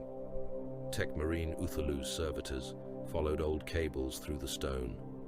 The shield did not rise from a single generator. Its power came through buried relay stations, hardened conduits, and reserve cells concealed beneath the precinct. The Night Lords had restored an Arbite's defense network, built to withstand rebellion from an entire continent. Sharr ordered every component marked, not destroyed, not yet.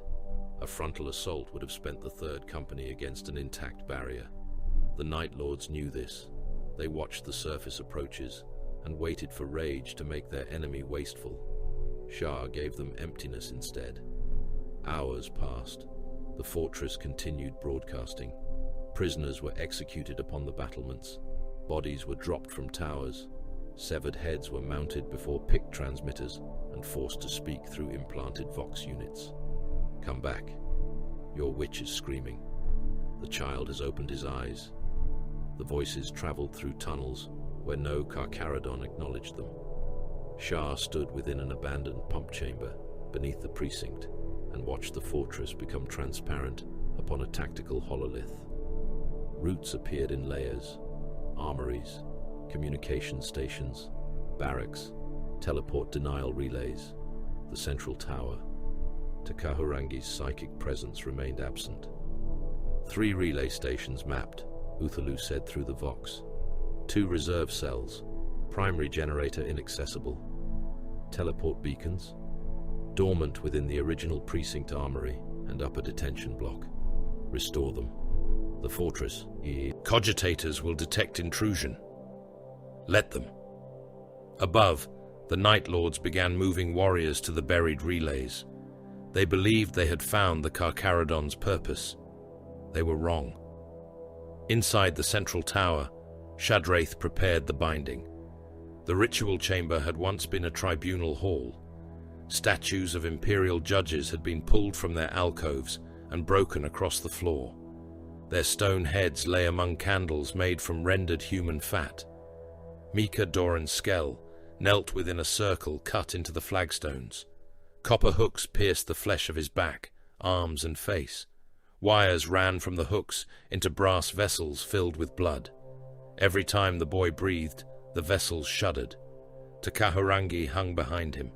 Chains bound the pale nomad to an iron frame. His armor had been split across the chest and abdomen. Blood ran from the wounds in slow black lines. His force staff rested beyond the ritual circle, guarded by 2 Night Lords. Shadraith moved around the boy, whispering names that made the chamber's shadows writhe. Something pressed against reality. It had no shape the human mind could hold. Skell perceived claws beneath an ocean without water, a mouth opening in the space behind his eyes, and hunger vast enough to hollow worlds. Bargul tasted him. Shadraith raised both hands. "Open!" Skell screamed. The copper hooks pulled deeper. T lifted his head. "Do not look into it," the pale nomad said. Shadraith glanced toward him. "You speak as though he has a choice. He has the choice all prey possess. To run, to turn." Aemon Cull stood at the edge of the chamber. His midnight armor was scarred by centuries of war. Trophies hung from chains across his breastplate. He had watched Shadraith gather power with increasing silence, and silence among the Night Lords was rarely submission. "What remains of the boy when you are finished?" Cull asked. Shadraith did not break the rhythm of his chant. "A vessel. Yours? Ours." Cull laughed softly. "There is no ours in you." The sorcerer's helm turned. Warp light burned within its eye lenses. "You mistake necessity for brotherhood, Aemon. I mistake nothing." Cull drew his blade. The first stroke severed one of the brass conduits. Blood erupted across the ritual circle. Shadraith turned with a snarl and hurled psychic fire across the chamber. Cull crossed his arms before his helm. Blue flame struck his armor, burning trophies to ash and melting the edges of his pauldrons. The ritual faltered. Skell fell forward. The thing behind his eyes loosened its grip for a heartbeat. He heard Tekahurangi speak, not through the air, through the cold place inside his skull. The staff. Skell looked toward it. One of the Night Lords guarding the weapon turned to watch Cull and Shadraith fight. The second raised his bolter, uncertain which master deserved his fire. Skell reached with his mind. His force staff moved. It slid across the floor, struck one Night Lord behind the knee, and spun into Skell's outstretched hands. The instant his skin touched it, the fortress screamed. Power traveled through the staff and into him. Not gentle power, not controlled power. It entered like a lance driven through his spine. Skell arched backward, eyes flooded white, and the air around him collapsed inward. Deep beneath the precinct, Uthalu saw every relay flare at once. "Instability," the tech marine transmitted. Sharr stood inside the teleportation chamber, assembled within an abandoned ore station. How long? Less than a heartbeat. Enough. The void shield flickered. Sharr gave the order. Teleport beacons awakened inside the fortress. The Night Lords detected them too late. Reality ruptured across the precinct. Carcharodons materialized inside the armory, the detention blocks, the communications spire, and the generator galleries. Several arrived imperfectly. One Void Brother appeared with part of a bulkhead embedded through his shoulder. Another materialized amid a group of cultists, the displacement force crushing 3 men into the walls before he fired. Sharr entered the lower command corridor in thunder and white light. A corrupted arbitrator stood before him with a shotgun raised. Reaper took him across the chest. The chain axe's weight carried the man from his feet. Its teeth tore through carapace armor, ribs and lungs. Then, caught in the spine, Sharr dragged the weapon free and threw half the corpse against the ceiling. Blood fell in warm sheets. Red Tain appeared beside him. The coral shield absorbed a burst of bolter fire from the junction ahead. Explosions drove him backward, but did not break his stance. Sharr advanced behind the shield. Carcharodon bolt guns fired over Tain's shoulders. The recoil hammered through gauntlets and fused bones. Each shot filled the narrow corridor with pressure. Cultists behind a barricade exploded beneath the impacts, their bodies becoming red fragments scattered through the smoke. One Night Lord rose from behind them. Reaper struck his bolt gun first. The weapon broke in half. The chain continued into the traitor's breastplate, chewed through the sternum, and dragged both hearts from the chest in a mass of shredded muscle. The Night Lord remained alive long enough to seize the axe haft. Sharr drove him into the wall. Ceramite cracked. The chain kept turning. It pulled the traitor deeper until armor, ribs, and spine clogged the housing. The motor screamed under the resistance. Sharr planted one boot against the Night Lord's abdomen and tore Reaper loose. The body collapsed in pieces. Armory serfs followed close behind. They crouched beneath bolter fire and used hooked implements to strip tissue from the chain. One pulled a length of intestine from the motor vents. Another chipped fragments of transhuman vertebrae from between the teeth. The fortress became a slaughterhouse. Carcharodons cut communications before the Night Lords could coordinate. The armories were seized and their ammunition stores ignited. Devourers descended through the central stairwells, jump packs burning cultists into twitching silhouettes of black flesh. Sharr moved toward the tribunal tower. The damaged brace around his leg broke beneath the strain. Pain returned in a white burst. He continued. Aemon Cull found him in the hall beneath the ritual chamber. The Night Lord stood among dead Carcharodons and cultists, his sword wet from point to guard. Warp fire still burned across his armor. Behind him, the ceiling shook with Shadrath's rage. "So," Cull said, "the mute beast arrives." Sharr raised Reaper. Cull smiled behind his helm. "Show me whether the title has teeth." They struck one another hard enough to break the floor. Cull moved faster than his armor should have allowed. His blade turned Reaper aside and carved through Sharr's pauldron. The edge entered flesh, scraped bone, and withdrew in a spray of blood. Sharr answered with the axe haft. The blow caved in part of Cull's breastplate and sent him into a pillar. Cull laughed. He drew a bolt pistol and fired into the cultists still fleeing through the hall. Their bodies burst between him and Sharr, filling the corridor with smoke, blood, and fragments of bone. Cull attacked through the debris. His sword passed beneath Reaper and entered Sharr's side. The blade punched between fused ribs. Sharr felt it enter one lung. He seized Cull's wrist. Cull drove his helm into Sharr's face. The impact cracked Sharr's damaged visor and filled his mouth with broken teeth. Before Sharr could recover, Cull triggered a melter charge fixed to the pillar behind him. The explosion brought down the ceiling. Stone struck Sharr across the shoulders. His broken leg folded beneath him. Reaper fell from his hands. Cull kicked the chain axe away. "You survive like vermin," the Night Lord said. He raised his sword for the killing stroke. The stone beneath him moved. Takaharangi stood at the far end of the hall, one hand raised. The pale nomad's chains hung broken from his wrists. Blood covered his armor. Skell clung to the force staff behind him, barely conscious. Kull turned. The ceiling collapsed. A slab of fortress masonry struck the Night Lord and drove him to his knees. Another crushed his sword arm. The third buried him to the chest.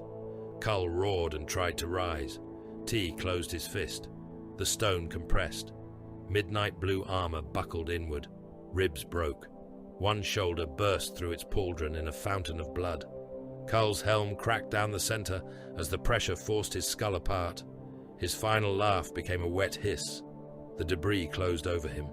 When Tay lowered his hand, nothing remained visible except one twitching gauntlet. Sharr dragged himself upright. He recovered Reaper. T looked at the blood spreading across Shar's side. "You hunted alone?" "No." The pale nomad glanced at the warriors emerging behind him. "No," he agreed. Vorfex saw the fortress dying. He saw Carcharodons on every level, the shield failing, and the command network severed. Shadrath's ritual had collapsed into warp fire. Kull was dead. The prisoners intended as weapons had become bodies clogging the approaches. He did not mistake ruin for honor. "Withdraw," he ordered. Night Lords broke toward hidden escape shafts. Raptors seized wounded brothers, abandoned cultists, and vanished into the upper vents. Demolition charges collapsed pursuit routes behind them. The 8th Legion fled Zartak before the Carcharodons could close the jaws. Sharr did not chase.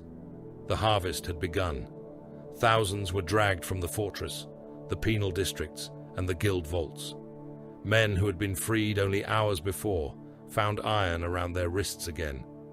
Medici serfs examined teeth, bones, blood, and reflexes. The strong were divided from the weak. Aspirant stock went first. Chapter serfs followed. The old, damaged, and unsuitable were marked for disposable labor. A former prisoner spat at Shar's feet. "We were free." Sharr looked down at him. "No. You have no right. Rights are granted by power." The prisoner was dragged away. Skell stood among the selected youths. Dried blood covered his face, where the ritual hooks had pierced him. He held himself upright despite trembling legs. Takahurangi approached with his recovered staff. "The boy turned," he said. Sharr studied Skell. "Can he endure?" "He already has." Sharr looked toward the waiting serfs. "Take him." Skell did not resist. The White Moor departed Zartak with its holds full. Sharr did not return to the guild chambers. He did not walk the mine where Caderic had worked, nor search for the bones of a grandmother dead across forgotten centuries. Zartak diminished beneath the cruiser. In the armory, enslaved hands cleaned Reaper. The thralls pulled armor fragments from the chain with hooks. They cut Night Lord's flesh from the teeth and poured solvent through the motor housing until blood ran across the deck in thin black streams. The ancient chain axe coughed. Its teeth turned. Beyond the hull, the White Moor passed into the outer dark. Years passed in the silence between wars. Third Company grew and diminished with every crossing. The youths taken from Zartak became neophytes, scouts, and corpses. Some survived the knives of the apothecarian, only to die when their new organs rejected them. Others endured implantation, hypno-indoctrination, and the first brutal awakenings of transhuman strength, then perished beneath alien suns before their armor had acquired its first scars. Mika Doran Skell remained among them. He survived longer than many. Survival did not make the company whole. The Red Tithe had given Baelshar flesh. It had not given him ships, bolt shells, or replacement war gear. The White Moor crossed the outer dark like a predator with iron lodged in its organs. Its portside batteries remained partially blind. One engine chapel had been sealed after its plasma conduits ruptured and flooded 3 decks with fire. The primary auger array functioned only when Techmarine Uthulu fed it components harvested from other vessels. Nothing aboard the cruiser possessed a single history. A targeting relay, taken from an Imperial frigate, guided weapons built before that frigate's homeworld had been settled. Armor plates cut from a dead Mechanicus transport covered breaches opened by Xenos torpedoes. Life support pumps manufactured for agricultural habs forced air through decks inhabited by space marines, indentured serfs, and entire clans of slaves who had never seen a sky. In the armory, ancient battle plate hung from chains. Several suits had become collections of incompatible relics. Mark IV breastplates were joined to later greaves by hand-forged couplings. Mark III helms contained lenses cut from Mechanicus survey equipment. Power cabling was insulated with cured hide, where no replacement material could be found. One suit waited empty, because the left vambrace required a locking ring, last manufactured before the Imperium's oldest living dynasties possessed names. The armor did not care. It waited for salvage. Sharr stood beneath it, while Uthalu examined a cracked shoulder. Plate. The fracture spreads, the tech marine said. A mechadendrite traced the damage. Red diagnostic light flickered across the ceramite. Repair it, Sharr said. The original alloy cannot be replicated. Then replace it. Replacement will unbalance the plate. Then teach the wearer balance. Uthalu turned his helm toward him. Your expectations exceed the material. The material will adapt. Around them, armory thralls scraped corrosion from weapons. A servitor dragged a crate of bolt shells across the deck. The crate was half empty, and several rounds bore seal markings from different forge worlds. Third Company possessed enough ammunition for one sustained engagement. 2, if the enemy died quickly. Carcharodons entered the armory without announcement. The pale nomad carried his force staff in one hand. His armor had been repaired since Zartak, though fresh plates remained unmarked where Shadrath's blades had opened him. The scars upon his face seemed deeper beneath the lumen glow. There is a harbor ahead, Tay said. Sharr looked at him. Imperial? No. Hostile? Yes. Useful? The pale nomad's mouth moved in something that was not a smile. Possibly. The route to Atargatis Prime passed beyond the mapped certainty of Imperial space. The ghoul stars surrounded them with dead light. Ancient suns burned behind clouds of dust and radiation. Several systems contained worlds reduced to blackened husks. Others emitted signals that began as navigational beacons and became screams when the White Moor drew near. T guided them through channels known to few outside the chapter. The final translation tore the cruiser from the warp above a world ringed by orbital fortresses. Atargatis Prime did not resemble an Imperial stronghold. Its defense platforms carried no aquila. Its shipyards held vessels whose hulls had been rebuilt so many times that their original classes were difficult to identify. Warships drifted beneath banners marked by a black talon upon a field of ash. The Ashen Claws possessed more than the Carcharodons did. They possessed cities, human settlements spread across the planet's continents beneath shielded skies. Foundries worked openly. Slave columns moved along roads between fortress complexes. Mortal soldiers drilled in parade grounds, while armored giants watched from battlements built of black stone and scavenged starship hulls. It was a realm made by conquest rather than sanction. The Ashen Claws had not hidden themselves in the void. They had carved a dominion from it. Their ships surrounded the White Moor before the cruiser completed translation. Weapon locks crawled across the command hololith. Red Tane rested one hand upon the hilt of the Void Sword. "Kin," he said. Sharr watched the closing vessels. "No." A transmission entered through a narrow band channel. The speaker's voice was male, amused and openly contemptuous. "Grey dogs, you drift far from your master's heel." Sharr said nothing. The voice continued. "You have permission to approach. Misalign one weapon battery, and we will break your ship apart for salvage." The transmission ended. The White Moor entered orbit beneath escort. Sharr went to the surface with Carcharodons and Red Tane. Their gunship landed inside a fortress court, crowded with mortal troops, slaves, and Ashen Claw's warriors. The renegades wore old marks of power armor in colors faded towards soot and iron. Their plate bore trophies taken from Imperial, Xenos, and traitor enemies alike. They did not stand to attention. Some laughed. Others made no effort to conceal their scrutiny of the Carcharodons' equipment. A bare-headed Ashen Claw spat upon the ground before Sharr. His skin was weathered rather than corpse-pale, his eyes human. "Mongrels," he said. Red Tane's hand tightened around his sword hilt. Sharr continued walking. The Ashen Claw called after him. "Did you hear me, Shark?" Sharr did not look back. "He heard you," Tekahurangi said. The pale nomad's voice remained calm. "You remain alive because your words carried no weight." The laughter stopped.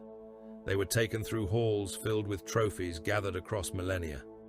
Eldari helms hung beside rusted Imperial banners.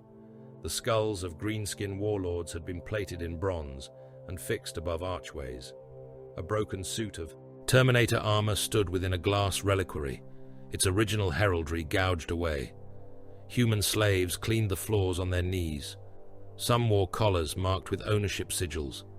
Others had eyes replaced by crude augmetics so they could catalogue every visitor.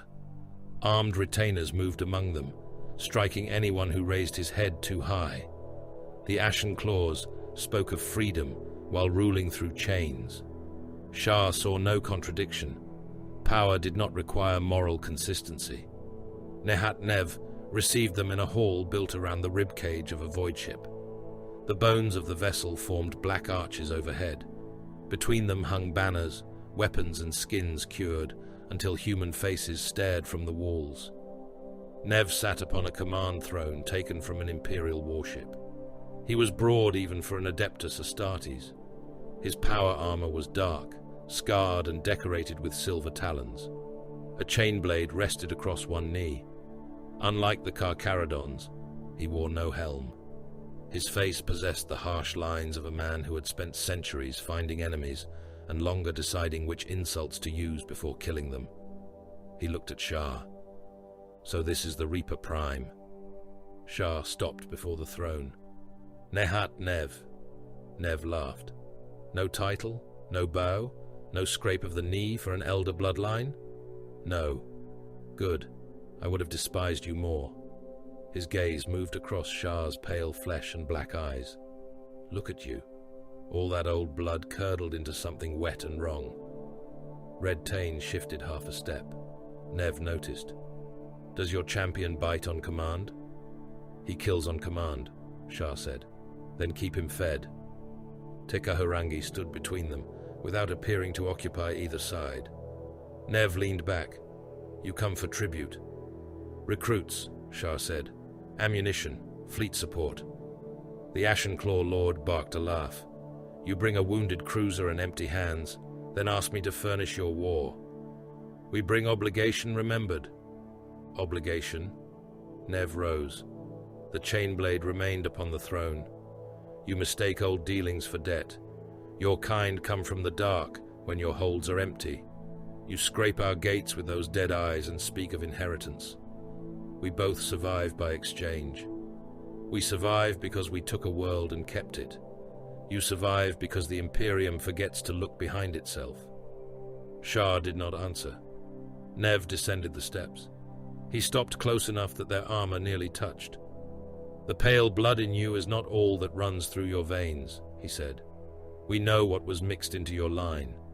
We smell it beneath the salt and silence." Red Tane drew the void sword a handspan from its sheath. Sharr raised one finger. Tane stopped.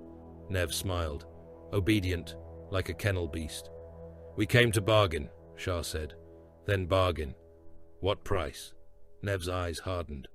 "Hunger and slake." The hall became still. Even the mortal slaves ceased moving. Nev continued. "The claws worn by your Shade Lord, relics from an inheritance older than your exile.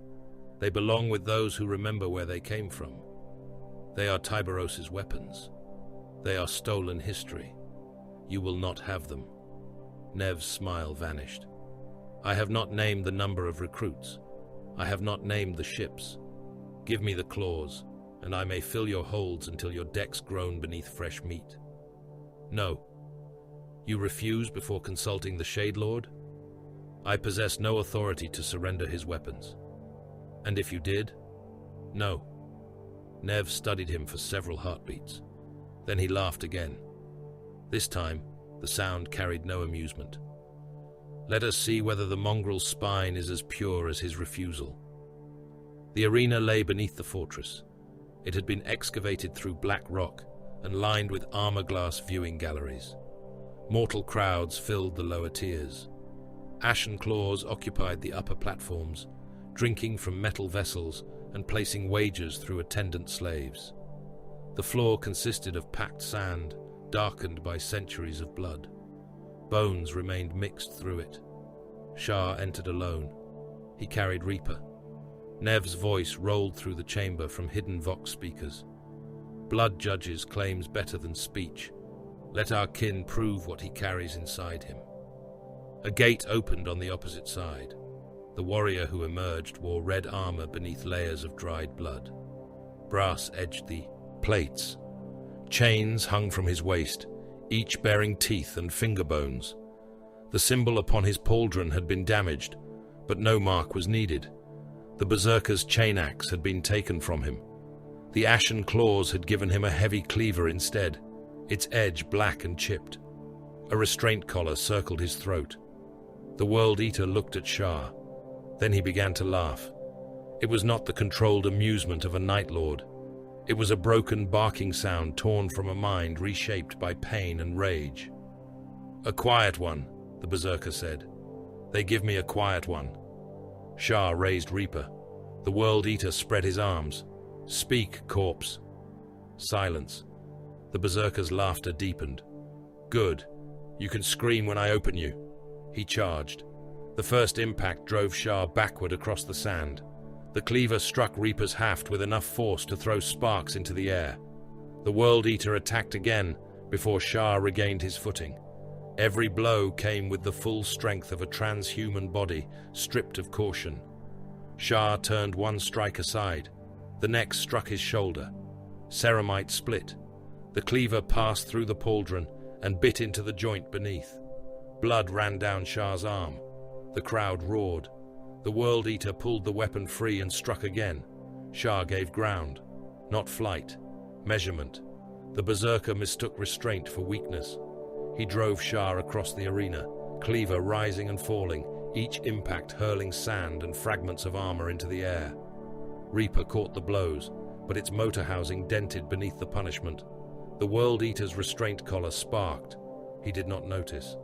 Blood, he howled. Give me blood. Sharr let the next strike land. The cleaver entered his left forearm plate. Its edge broke through ceramite and lodged against the fused bones beneath. Pain flared through Sharr's hand. Warning runes filled his helm. The berserker pulled. Sharr closed the damaged arm around the weapon. Armor clamps locked. The cleaver remained trapped. The World Eater hesitated. Sharr stepped inside his reach. He drove his helm into the berserker's face. The Red Warrior's nose collapsed. Teeth broke loose and filled his mouth with blood. He laughed through them. Sharr struck again. The second headbutt split the skin above one eye. The World Eater released the cleaver and seized Sharr by the throat. His fingers crushed the gorget inward. Armor seals ruptured. He lifted Sharr from the ground and hurled him across the arena. Sharr struck the sand hard enough to crater it. The berserker followed. He kicked Sharr in the ribs. The impact cracked fused bone and collapsed one lung. Sharr rolled as the second kick struck the ground where his head had been. Reaper lay several paces away. The World Eater saw it. He ran for the chain axe. Sharr rose. His left arm hung partially useless. Blood filled his mouth. One lung labored against broken ribs. The berserker reached Reaper first. He bent to seize it. Sharr drove the abandoned cleaver through the back of his knee. The blade punched through armor, joint, and tendon. The World Eater fell to one side. He did not scream. He tore the cleaver free and tried to rise on the ruined leg. Sharr reached Reaper. The chain axe growled awake. The World Eater came at him crawling, dragging the shattered limb, hands clawing through the blood-soaked sand. Kill, he snarled. Sharr struck his outstretched arm. Reaper chewed through the wrist. The severed hand vanished beneath the chain and emerged as red fragments. The World Eater seized the axe housing with his remaining hand. The teeth tore through his fingers. He pulled himself closer. Sharr struck his shoulder. Reaper entered the joint, shredded the collarbone, and opened the upper chest. Blood erupted across Sharr's armor. The berserker forced himself upright around the weapon, trying to reach Sharr's throat with the bones of his ruined hand. Sharr drove the axe deeper. The chain caught the ribcage. It tore the sternum apart and dragged both lungs outward through the wound. The World Eater continued fighting as loops of intestines spilled across his waist and dropped into the sand. Sharr kicked one knee from beneath him. The berserker fell. Reaper descended again. The blade entered through the side of the neck and tore downward into the chest.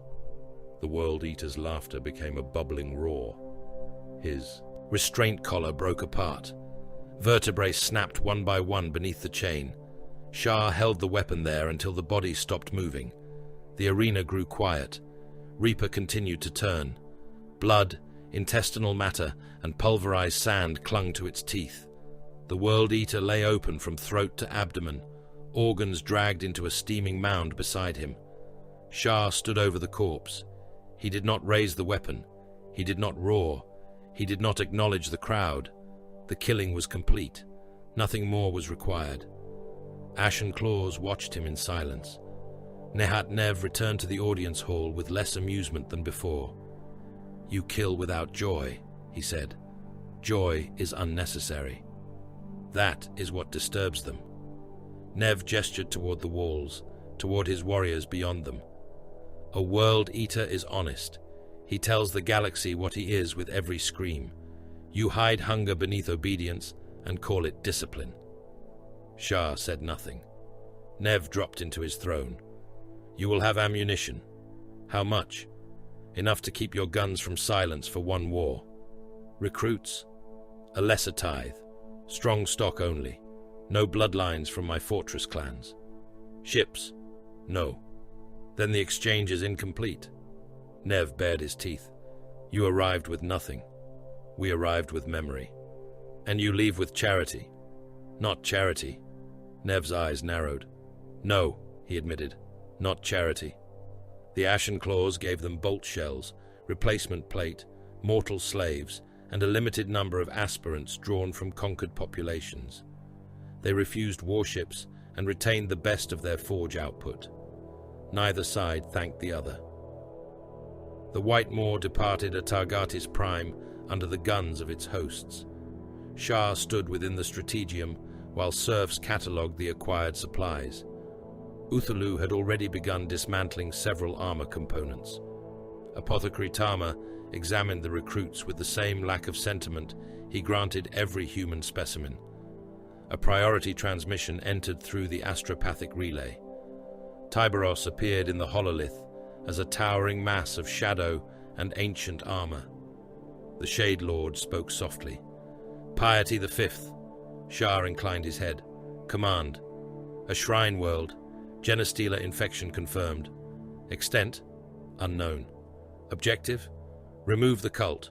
Prepare the world. For what? The hololith flickered. A hive fleet approaches. The words settled across the strategium. Third Company had survived Night Lords, demonic corruption, and the Ashen Claws. Now something greater moved toward them.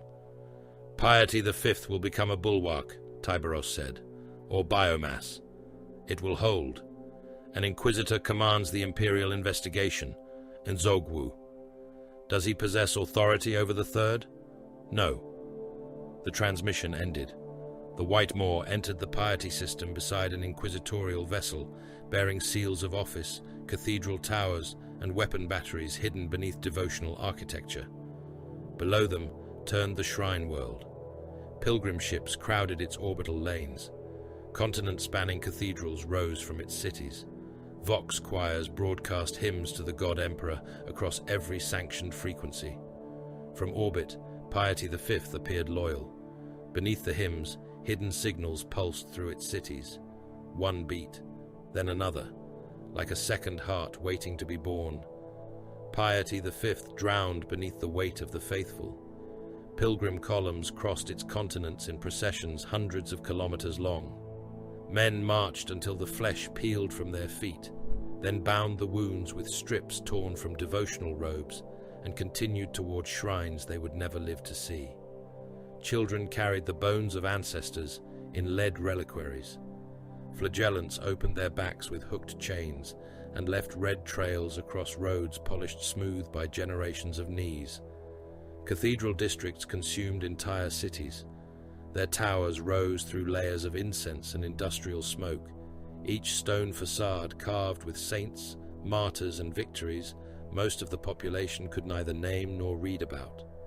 Bells large enough to crush hab blocks tolled beneath bronze cupolas. Vox arrays repeated sermons across every avenue, their hymns competing with the thunder of manufactoria and the cries of those trampled beneath the crowds. Beneath the monuments, corpse processing plants never ceased. Bodies entered on consecrated conveyors. Priests checked death seals, while servitors cut away augmetics, teeth, and devotional metals.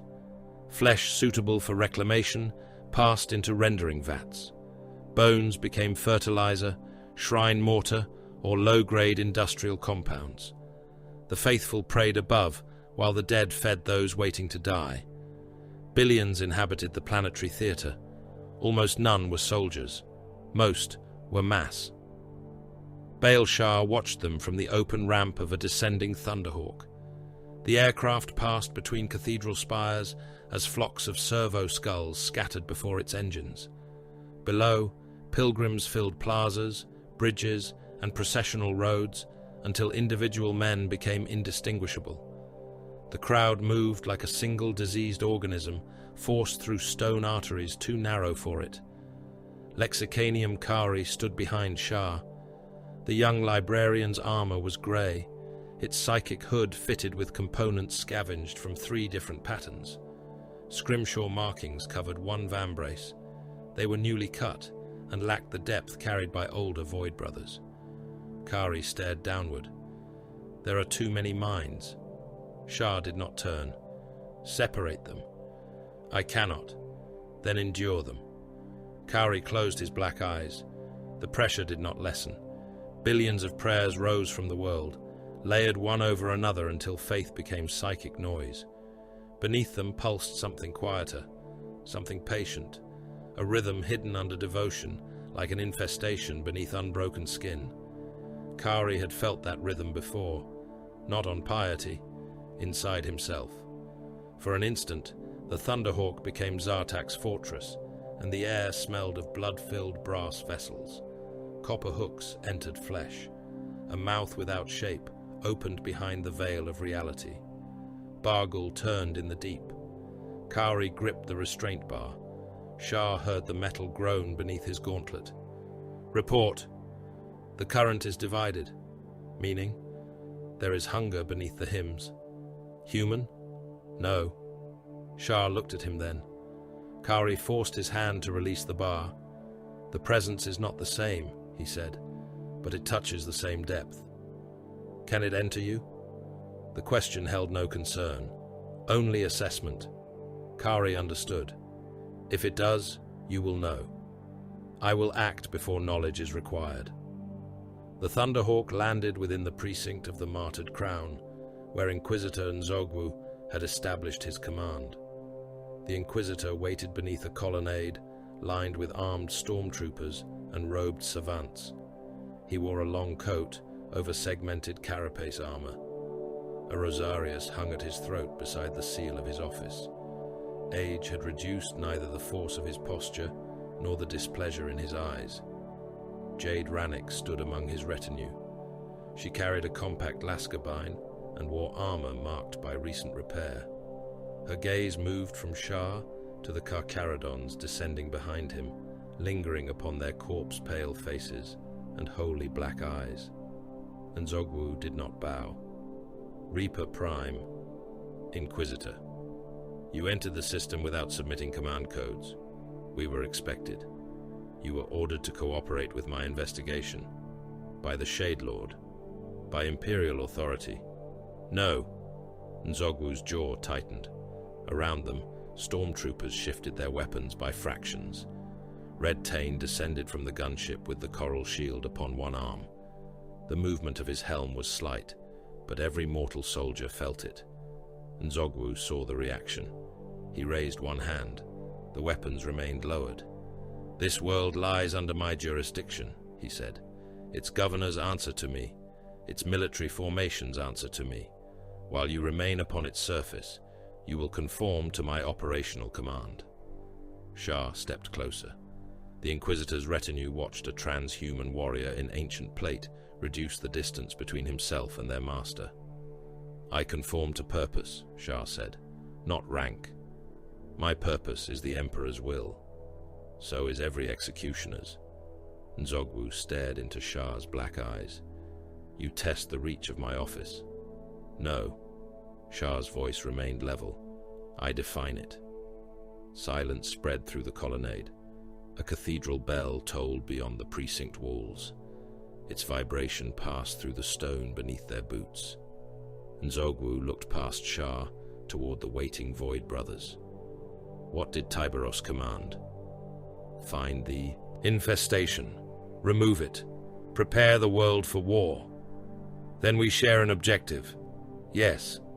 Until that changes, you will receive my evidence." Sharr inclined his head once. Cooperation had been established. Submission had not. The first corpse waited inside the Basilica of the Golden Absolution. Cardinal Vere had been nailed to the doors of his own confessional chamber. The murderers had opened him from throat to groin, removed his organs, and replaced them according to some private sacrament. His lungs hung where the liver had been. Intestinal loops had been threaded through the ribs. The heart rested inside his mouth, forced between broken teeth until the jaw split. Incense burned around him. It failed to mask the sweet stink of opened flesh. Rannick watched Sharr study the body. "You have seen this before?" she asked. "No." "You show little surprise." "Surprise changes nothing." Kari approached the corpse. His psychic hood crackled. The Cardinal's dead eyes moved. Rannick raised her weapon. Sharr did not. Kari touched 2 fingers to the corpse's brow.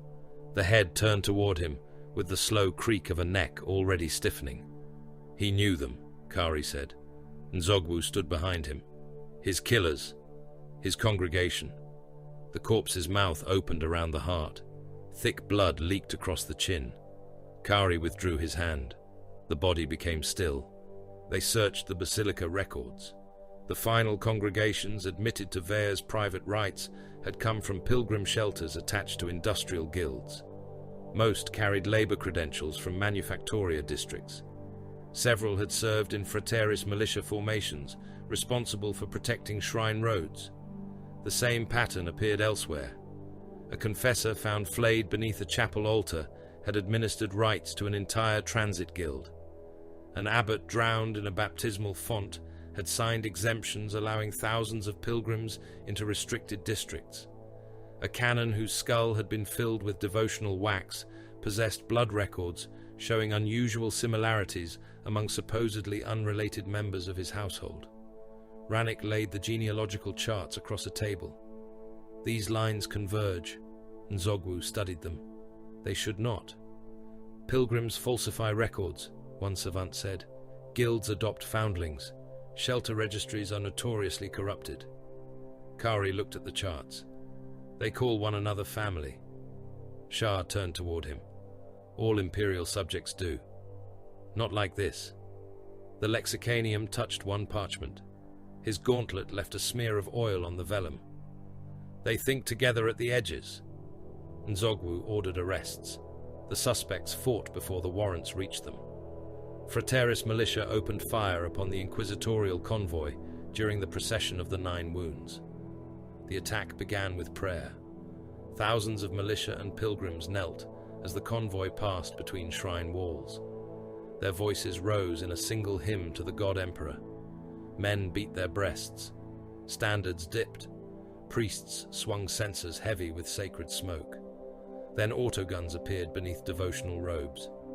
The first volley struck Nzogwu's lead transport. Rounds hammered against armor glass and tore through the exposed gunner.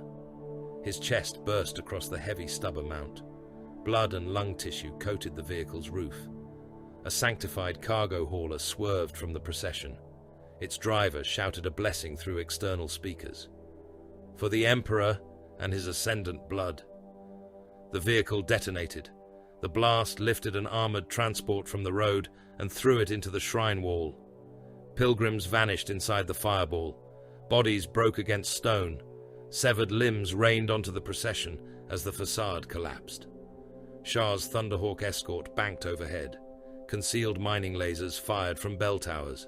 One beam struck the aircraft's wing and cut through stabilizers, armor, and fuel lines. The gunship rolled across the sky, trailing flame, before crashing into a pilgrim hostel. The impact erased the building. Sharr left the convoy before the wreckage stopped falling. He landed among the kneeling militia. Reaper started. A Frateris fighter raised an autogun and shouted an imperial benediction. The chain axe entered his shoulder. Its teeth crossed the chest, tore through the spine, and dragged both arms into the wound. Sharr pulled the weapon free as the man collapsed in sections. Red Tain advanced beside him. The coral shield caught a burst of fire. The void sword passed through 3 militia standing too close together, opening throats and faces in one silver line. 3rd Company deployed from the convoy. Bolters answered autoguns. The difference was absolute. Mass reactive shells struck the crowd and exploded within packed bodies. Men vanished from the waist upward. Heads burst into red mist. Remember, don't forget to like, comment, and subscribe. Support helps. One militia priest took a round through the abdomen and ruptured across the worshippers behind him, spraying them with bowel, bone, and burning fragments of armor. The pilgrims panicked. Some fled the attackers. Others joined them. They seized stones, icons, and fallen weapons, screaming prayers as they rushed the Space Marines. Sharr saw no distinction worth preserving. Clear the avenue. Carcharodon flamers ignited. Promethium rolled through the procession. Robes caught first, then hair and skin. Burning men fell against those beside them, spreading fire through the crowd. The hymn became one unbroken scream. Rannick fired from behind the wrecked transport. She saw a Frateris fighter aim at Nzogwu and put 2 las bolts through his throat. She saw Sharr seize another man by the head and drive him beneath Reaper's turning teeth. She saw a child carrying a militia banner disappear beneath a burst of bolter fire intended for the armed men behind him. The Carcharodons did not pause. The assassination failed. Sharr did not allow the survivors to disperse. He traced the attackers to a Frateris barracks complex adjoining the cloisters of St. Orphael. Nzogwu ordered containment and interrogation. Sharr ordered extermination. "We require prisoners," the Inquisitor said. "You have records. Records do not confess. The dead reveal structure, not intention. Intention is irrelevant." Nzogwu stepped into Sharr's path. "I forbid the destruction of the complex." Sharr looked down at him. "The infestation used your law to enter this world. My authority is not under debate. It is already compromised. That is conjecture." Sharr transmitted the order. "Seal every exit." Nzogwu's hand moved toward the weapon beneath his coat. Red Tain stepped between them. Rannick raised her lascarbine, then realized she had aimed at the company champion. The coral shield turned toward her. She lowered the weapon. Nzogwu did not draw. The purge began. Tactical packs entered the cloisters from 4 sides. Bolters cleared the prayer halls. Flamers flooded dormitories and refectories. Devourers descended through the chapel roof. Jump pack exhaust burning militia where they knelt beneath statues of saints. The Frateris fought from behind altars and reliquaries. They shouted that the Emperor knew their blood. They shouted that the angels were false. They shouted that deliverance waited beyond the stars. Reaper tore through a confessional screen and the men behind it. Wood, bone, and organs filled the air. A militia captain fired a bolt pistol into Sharr's breastplate at arm's length. The shell detonated against ceramite and broke away fragments of armor. Sharr struck him with the axe haft. The captain's face collapsed inward. The return stroke removed his head and half one shoulder. Prisoners were taken in the lower cells. Sharr ordered them executed. Rannick entered as the first line was forced to its knees. These men are restrained. Yes, Sharr said. They may know where the cult is rooted. They are the root. A prisoner looked up. His forehead was too broad. A faint purple cast marked the skin around his eyes. We are faithful, he said. Sharr fired his bolt pistol. The man's skull burst across the wall. The remaining prisoners began to pray. The Carcharodons killed them in order. Rannick watched blood spread through the grout between chapel stones. You call this protection? Sharr holstered the pistol. No. What do you call it? Preparation. Evidence recovered from the barracks showed contamination across the planetary defense network. Pilgrimage schedules concealed movements of weapons and personnel. Ecclesiarchal supply transports carried mining charges beneath reliquary crates. Defense officers shared blood relations with labor guilds in 3 major cities. Entire pilgrim shelters had been constructed above abandoned sublevels unknown to the current administratum. The infection was not approaching control. It possessed control already. Sharr marked the planetary map. Concentrate loyal regiments around these sanctums. Nzogwu studied the locations. You are abandoning 6 districts. 8. Those districts contain hundreds of millions. They cannot be defended. They can be evacuated. No. Why? Movement feeds disorder. Disorder conceals the enemy. Nzogwu looked toward the population runes. You would leave them to die. They are already dead. The uprising began before the argument ended. Mining lasers opened fire from Manufactoria towers, cutting through armored columns. Hidden hybrids emerged from pilgrim processions and seized defense batteries. Guild workers opened city gates, while fraternis formations murdered loyal officers during prayer assemblies. Across Piety V, congregations changed their hymns. The words remained imperial. The meaning did not. Pure strain organisms erupted from reliquary vaults beneath the basilica of the ninefold martyr. 4-armed shapes tore through priests and shrine guards, their claws opening men from neck to pelvis. Blood painted the sainted bones stacked along the walls. The second heartbeat beneath the world became a roar. Sharr divided Third Company into strike packs. Decapitate command nodes, ignore mass formations, break transport, signal and brood concentration. Red Tain raised the void sword. Primary position. Sharr marked the Cathedral of St. Solomon. The cathedral dominated the heart of the capital. Its walls were fortress thick. Its crypts reached deep into bedrock.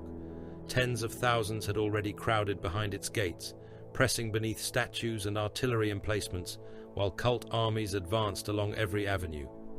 The Carcharodons arrived as the outer districts burned. Sharr stood upon the cathedral battlements and watched the enemy gather. Mining rigs moved between processional towers. Stolen tanks rolled beneath banners depicting saints altered with too many arms. Pilgrims marched beside hybrids, singing through mouths that no longer formed human words correctly. Kari joined him. His face was bloodless. The hunger has looked upward, he said. Sharr followed his gaze. Above Piety, orbital augurs began screaming. The first hive ships entered the system without engines, heraldry, or light. They eclipsed the stars one by one. Behind them came more and more. Living silhouettes filled the void, while the hymns of Piety V continued below, praising an emperor whose world had just been found by something older than mercy. The stars vanished behind living things. Tyrannid bioships crossed the outer system in such numbers that Piety V's augur servitors could no longer separate individual organisms from the mass.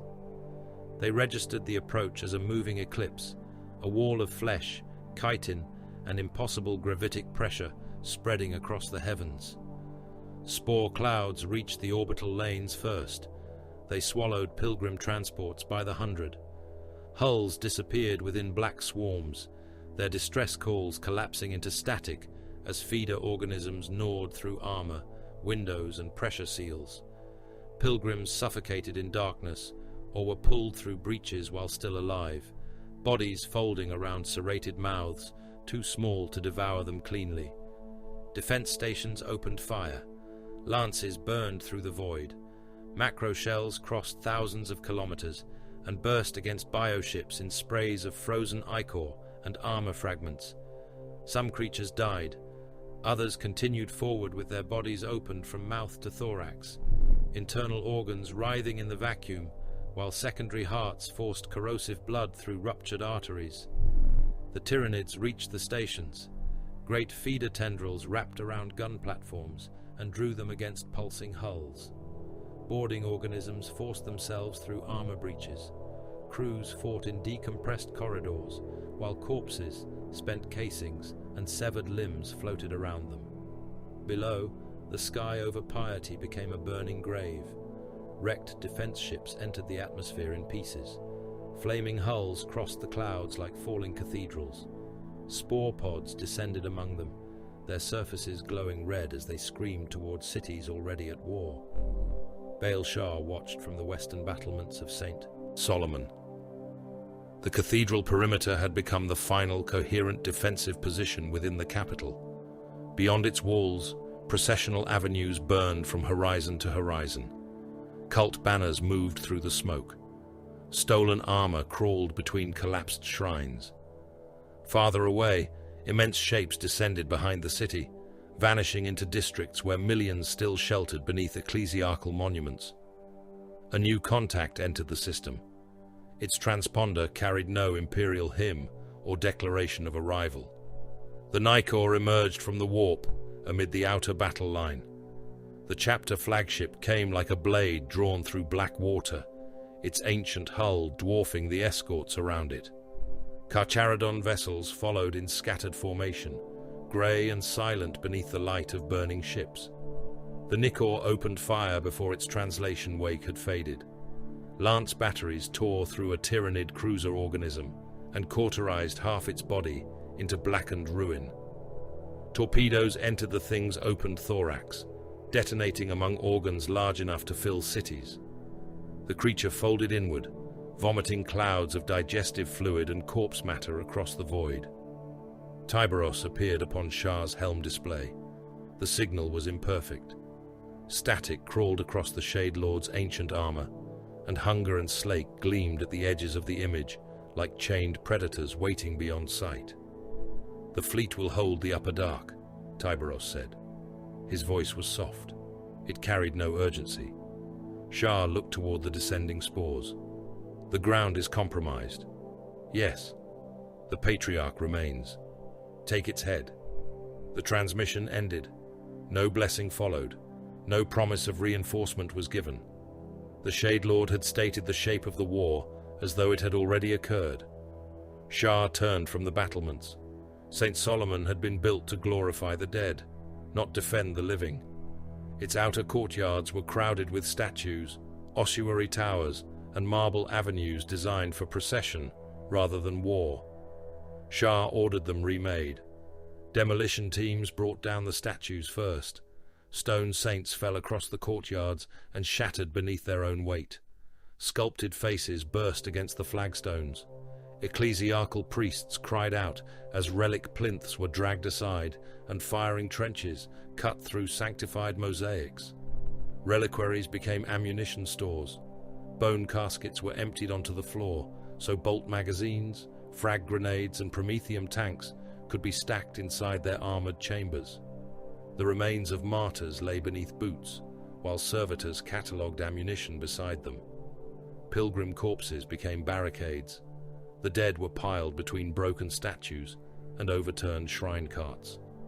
Some remained locked together from the panic at the cathedral gates. Others had been crushed beneath transport wheels or killed by cult gunfire. Carcharodon serfs hooked the bodies through ribs, throats, and pelvises, dragging them into walls of flesh behind which mortal defenders could shelter. An ecclesiarchal prelate confronted Sharr before the central doors. You profane St. Solomon's house." Sharr continued examining the defensive map. "These stones were consecrated by the blood of 10,000 martyrs. They are obstructing the firing lines. You would destroy holy images to preserve your kill zones?" "Yes." The prelate's face twisted. "They are symbols of the Emperor's glory. Dead stone has no military value." Sharr looked toward the corpse barricades. "Dead flesh has more." The first cult assault reached the cathedral before the final demolition charges were placed. Autoguns opened fire from the avenues. Bullets struck the corpse walls and drove into dead bodies, tearing skin and organs into wet spray. Frateris defenders answered from firing steps, while hymns blared through damaged vox towers. The cultists advanced beneath banners, showing the Emperor with 4 arms. They came in their tens of thousands. Miners carried industrial cutters and seismic charges. Pilgrims fired stub weapons from behind devotional shields. Hybrids moved among them, with robes concealing additional limbs, their mouths opening too wide as they shouted of ascension and the arrival of the sacred blood. Carcharodon bolters began their measured thunder. The first ranks disintegrated. Mass reactive shells burst inside bodies and emptied men across the avenue in pieces. Heads vanished. Torsos opened. Limbs turned through the air amid strips of robe and fragments of bone. Still, the cult came. They climbed over the dead until the bodies formed ramps against the barricades. The second wave carried living ammunition. Children, wounded soldiers and restrained pilgrims were driven ahead with explosive collars around their throats. Sharr ordered no change in fire discipline. The volleys continued. Bodies collapsed together. Collars detonated beneath jaws and inside packed crowds, scattering faces, teeth and skull fragments across those behind them. The cultists followed through the blood mist. Then the first lesser tyranids reached the avenues. Termagants flowed between the cult formations in chittering masses. Their weapon organisms spat living projectiles that burrowed through armor and began eating from within. Frateris soldiers fell screaming as their stomachs and throats swelled with feeding creatures. Hormagaunts came behind them. They moved too quickly for the mortal eye. Claws opened men from hip to shoulder. A single organism leapt onto a barricade and severed 3 heads before Red Tane's void sword split it from skull to pelvis. The avenues disappeared beneath claws. Bolter ammunition began to fail. Void brothers fired until magazines emptied, then drew combat blades and entered the press. Chain weapons screamed. Gauntlets broke chitin and pulped the organisms beneath. Men and Xenos were crushed against the cathedral walls until blood reached the ankles of those still fighting. Sharr stood at the western gate. Reaper struck without pause. The chain axe entered a hybrid's chest and drew its organs through the wound in a shredded rope. The return stroke took the skull from a pure-strain genestealer, but the creature's claws continued moving after death, scraping sparks from Sharr's breastplate. A Hormagaunt drove one talon beneath his pauldron. Sharr caught it by the throat and crushed the neck until black fluid burst across his fingers. He threw the twitching body into those following and drove Reaper through the pile. The chain clogged. A severed arm wound itself around the motor housing. Intestine, cloth, and chitin packed between the teeth. Sharr tore the obstruction free with one hand and continued killing. Across Piety, entire armies ceased to exist. The 9th Piety Defense Army held the northern hive approaches for less than an hour. Tyrannid organisms crossed their trench lines beneath a tide of corpses. Tanks fired until creatures reached their hulls, peeled open armor plates, and pulled screaming crews through the gaps. At the Basilica district, artillery regiments destroyed 3 city sectors in an attempt to halt the swarm. The bombardment killed millions of civilians and delayed the Tyranids for 12 minutes. Orbital crews fought inside stations whose atmospheres had vented into space. Men anchored themselves to weapon consoles with chains and fired until feeder organisms reached them. Some were bitten apart in silence. Others detonated ammunition vaults, turning themselves and their stations into brief stars. In the eastern habitation spires, capillary towers began to rise. They grew through streets and hab blocks, dragging liquefied biomass upward through translucent veins. Civilians were herded into digestion pools by gaunts and cultists who still believed salvation awaited them. The faithful entered the pools singing. Their songs became screams when the acids reached bone. St. Solomon held because Sharr spent lives without hesitation. He ordered the remaining Frateris militia outside the southern gate. Their commander stared at him through a blood-streaked visor. The gate cannot be abandoned. It will not be. You are sending us beyond the wall. Yes. To what purpose? Distance. The Frateris commander understood. His men were not being sent to win. They were being used to keep the pure strains away from the walls for a few more minutes. He raised his chainsword. For the Emperor. Sharr looked beyond him toward the approaching organisms. For the position. The Frateris charged. They vanished beneath the swarm. Their sacrifice bought enough time for the Carcharodons to seal the gate and prime demolition charges beneath the southern avenue. The wounded were placed around the explosives. Some protested. Others lacked enough blood to speak. Rannick watched serfs carry men into the kill zone and prop them against the rubble. "They are alive," she said. Sharr checked the detonator runes. "They will draw the organisms. Use servitors. The Xenos prefer living prey." A wounded stormtrooper looked at Rannick. His lower body was gone. Coagulated blood filled the torn remains of his armor. He lifted one hand toward her. She started forward. Sharr caught her by the shoulder. The pure strains entered the avenue. The wounded began firing. The Genestealers reached them in seconds.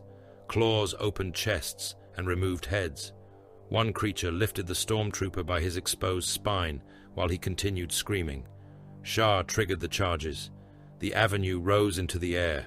Stone, flesh, and Xenos bodies filled the sky. The shockwave struck the cathedral walls and tore stained glass saints from their frames. Burning fragments rained into the courtyard. Rannick pulled free of Sharr's grip. "You murdered them. They were dying. They were ours. They served." Her face hardened. "You speak of men as ammunition." "No." Sharr looked toward the destroyed avenue. "Ammunition is harder to replace." Kari fought beneath the cathedral. The Patriarch's psychic presence pulled him through the crypts, drawing him deeper beneath reliquaries and tomb chapels. Takahurangi followed, his force staff leaving pale light across walls wet with condensation and blood. The pressure behind Kari's eyes worsened with every step. Bargle stirred inside him. Its hunger recognized another predator. "We should end this," Sharr said across the command channel. Tay's reply came through static. "Not yet. He is opening. He is also the blade closest to the heart. A blade may turn, then remain ready to break it." Kari reached the lowest crypt. The Patriarch waited amid a nest of bones. It was immense, its chitin pale beneath the shrine lumens, its skull crowned by a ridged crest, slick with human blood.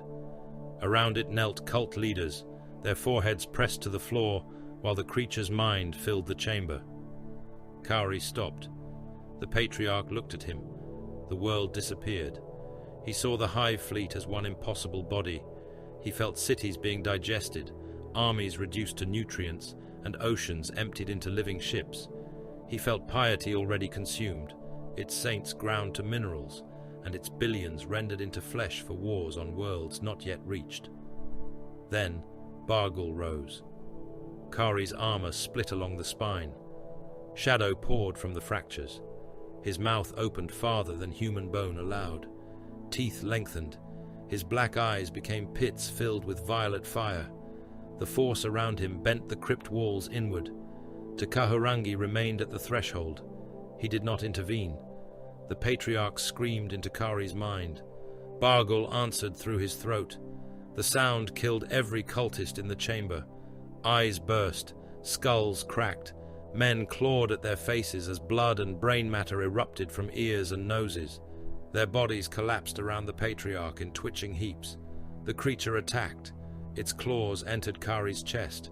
They should have torn him apart. Instead, darkness closed around the limbs. Kari seized the Patriarch's head with both hands.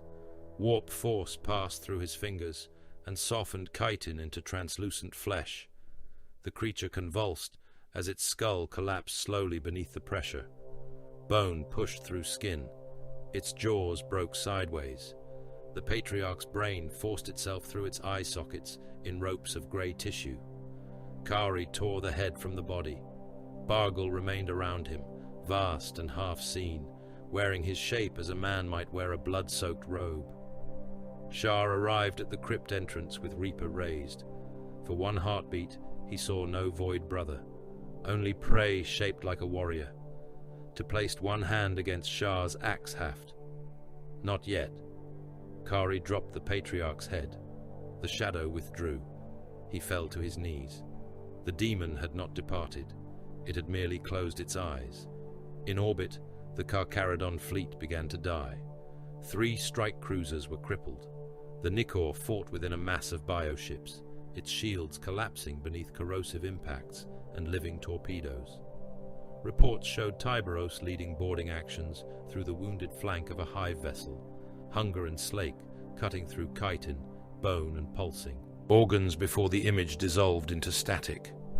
Then, new ships entered the battle. Ashen Claw's warships translated behind the Tyrannid line. They carried no imperial sanction and answered no call for aid. Their guns opened because the Hive fleet threatened the Ghoul stars and every stolen dominion within them. Macro batteries tore into the Tyrannids from behind. The living armada turned. For the first time, the pressure above piety loosened. Not victory, space enough to survive. The Patriarch's death broke the cult assault into confusion. Some hybrids continued fighting. Others wandered beneath the Tyrannid synaptic shadow, no longer certain which master had promised them deliverance. The Carcharodons butchered them. By the end, Piety V remained in imperial hands only by the weakest meaning of the words. Continents burned. Entire hive districts had been consumed. Billions were dead, missing or awaiting reclamation from digestion pits. St. Solomon stood amid a capital reduced to rubble, its statues broken and its courtyards carpeted in bodies. Nzogwu's retinue was almost gone. Rannick survived. She walked the cathedral walls recording what she saw, the corpse barricades, the executed prisoners, the frateries dead beyond the gates, and the wounded used as bait. Her account would call the defense a massacre committed beneath the cover of necessity. Sharr did not ask what she wrote. He stood among the dead, while Reaper turned slowly in his hands. Blood covered everything. For a moment, sound receded. The cries of the wounded became distant. Vox reports lost meaning. Movement sharpened around him until every figure upon the courtyard floor seemed outlined for destruction. Void Brother, Serf, Inquisitorial Soldier, Prey. His twin hearts accelerated. Something pressed behind his black eyes. It was not Bargle. It had always been there. Sharr tightened his grip upon Reaper until the haft creaked. Then the pressure passed. The bodies around him became bodies again. He looked toward the wounded world and understood that the predator within him had opened its eyes. Temperance fed worlds that would never know its name. Its agri-platforms hung in the upper atmosphere, like continents chained above the clouds. Each was a kingdom of steel, soil, and machinery, its fields laid out in regimented squares beneath armored glass. Grain towers rose beside irrigation cathedrals. Processing mills swallowed harvests by the million tons. Cargo lifters descended through the poisonous lower skies, carrying enough food to sustain hive populations across several systems. The men who labored there lived and died according to the rhythm of the crop. The Carcharodons came according to another rhythm: war. By the time Third Company reached Temperance, its warriors had fought too long without release. Campaign followed campaign with no season of repair between them. Armor seams leaked. Weapons carried residue from half a dozen battlefields. Several Void Brothers bore wounds sealed beneath ceramite because Apothecary Tama lacked the time or resources to open them properly. Baal Sharr stood upon the command deck of the White Moor and watched the agri platforms turn beneath them. His reflection stared back from the viewport. Corpse-pale flesh, black eyes, a face cut by old scars and new exhaustion. Reaper rested against the command throne. The chain axe was silent. Sharr could hear it turning. The sound came from inside his skull, an uneven mechanical growl rising and falling beneath the pulse of his twin hearts. He looked down at the weapon. Its teeth did not move. The sound continued. Reaper Prime. Red Tain stood at the edge of the command dais. The coral shield bore damage from the preceding campaign, its surface marked by deep gouges that Uthalu had not yet repaired. Sharr looked at him. Report. Third pack has not responded. Location. Platform Meridian. The name meant nothing. Another structure. Another objective. Another place where men would die because the galaxy demanded material. Send Kino. He is already there. Sharr looked back toward the world. Somewhere beneath the clouds, enemy signals flickered between the platforms. Some belonged to rebels. Some belonged to infiltrators. Others had appeared without origin and vanished before augur confirmation. The enemy's identity had ceased to matter. There were targets. There was resistance. There was blood waiting to be spilled. Deploy, Sharr said. The memory of the descent came to him later in pieces. A gunship shaking beneath fire. Red warning lumens. The open ramp framing fields of golden grain as they rushed upward. Kino shouting coordinates over the Vox. Something striking the hull. The world turning sideways. Then impact. Sharr remembered walking from the wreckage with Reaper in both hands. He remembered the smell of burning grain. He remembered thinking that the smoke smelled like flesh. The agri platform stretched beyond sight. Fields burned beneath a sky stained orange by chemical fire. Irrigation canals overflowed with black water and ruptured fuel. Harvest combines stood abandoned among the crops, their blades still turning as bodies collected beneath them. Figures moved through the smoke. Target markers appeared across Sharr's helm display. Red. Hostile. One became blue, then red again. A voice transmitted through the company channel. Reaper Prime, confirmed target designation. Sharr advanced. The figure ahead raised both hands. Its armor was grey. A Carcharodon. A Void Brother. The marker above him burned red. Sharr heard Reaper growl. Reaper Prime, the warrior said. It is I. The chain axe struck him across the chest. Ceramite burst beneath the teeth. The blade dragged through fused ribs and opened both hearts. Blood flooded from the wound in a pressurized sheet, hot enough to steam against Sharr's armor. The warrior caught Reaper's haft. His black eyes stared through a cracked helm lens. Brother. Sharr tore the weapon free. The body fell into the grain. Flames reached it seconds later. Sharr remembered none of this when he first regained awareness. He remembered movement. Anything that moved became prey. Men ran between grain towers. He killed them. Armored forms crossed a loading bridge. He killed them. A wounded warrior crawled from beneath a transport. Sharr planted one boot against his spine and pulled the head free with both hands. The distinction between enemy and brother dissolved beneath color, heat, and motion. Blood became invitation. Every heartbeat near him was an offense. Every breath challenged his dominion over the space around him. He did not rage. Rage required an object. The blindness gave him only hunger. His mind narrowed until the war possessed no flanks, no objective, and no future. There was only the next body, the next opening in armor, the next pulse of heat beyond the smoke. His violence remained precise. That made it worse. He struck joints, severed weapon hands, broke spines, opened throats.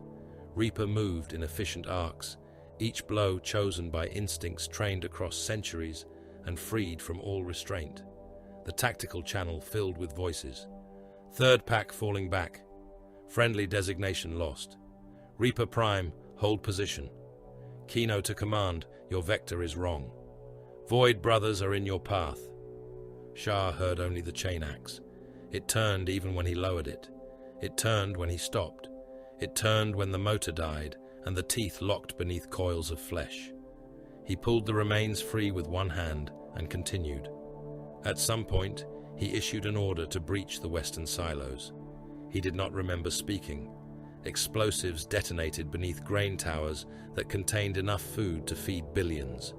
The silos split open. Burning harvest poured across the platform in avalanches, crushing men beneath rivers of grain before ignition transformed the mass into fire. The inferno consumed defensive positions. It also consumed Third Company's withdrawal route.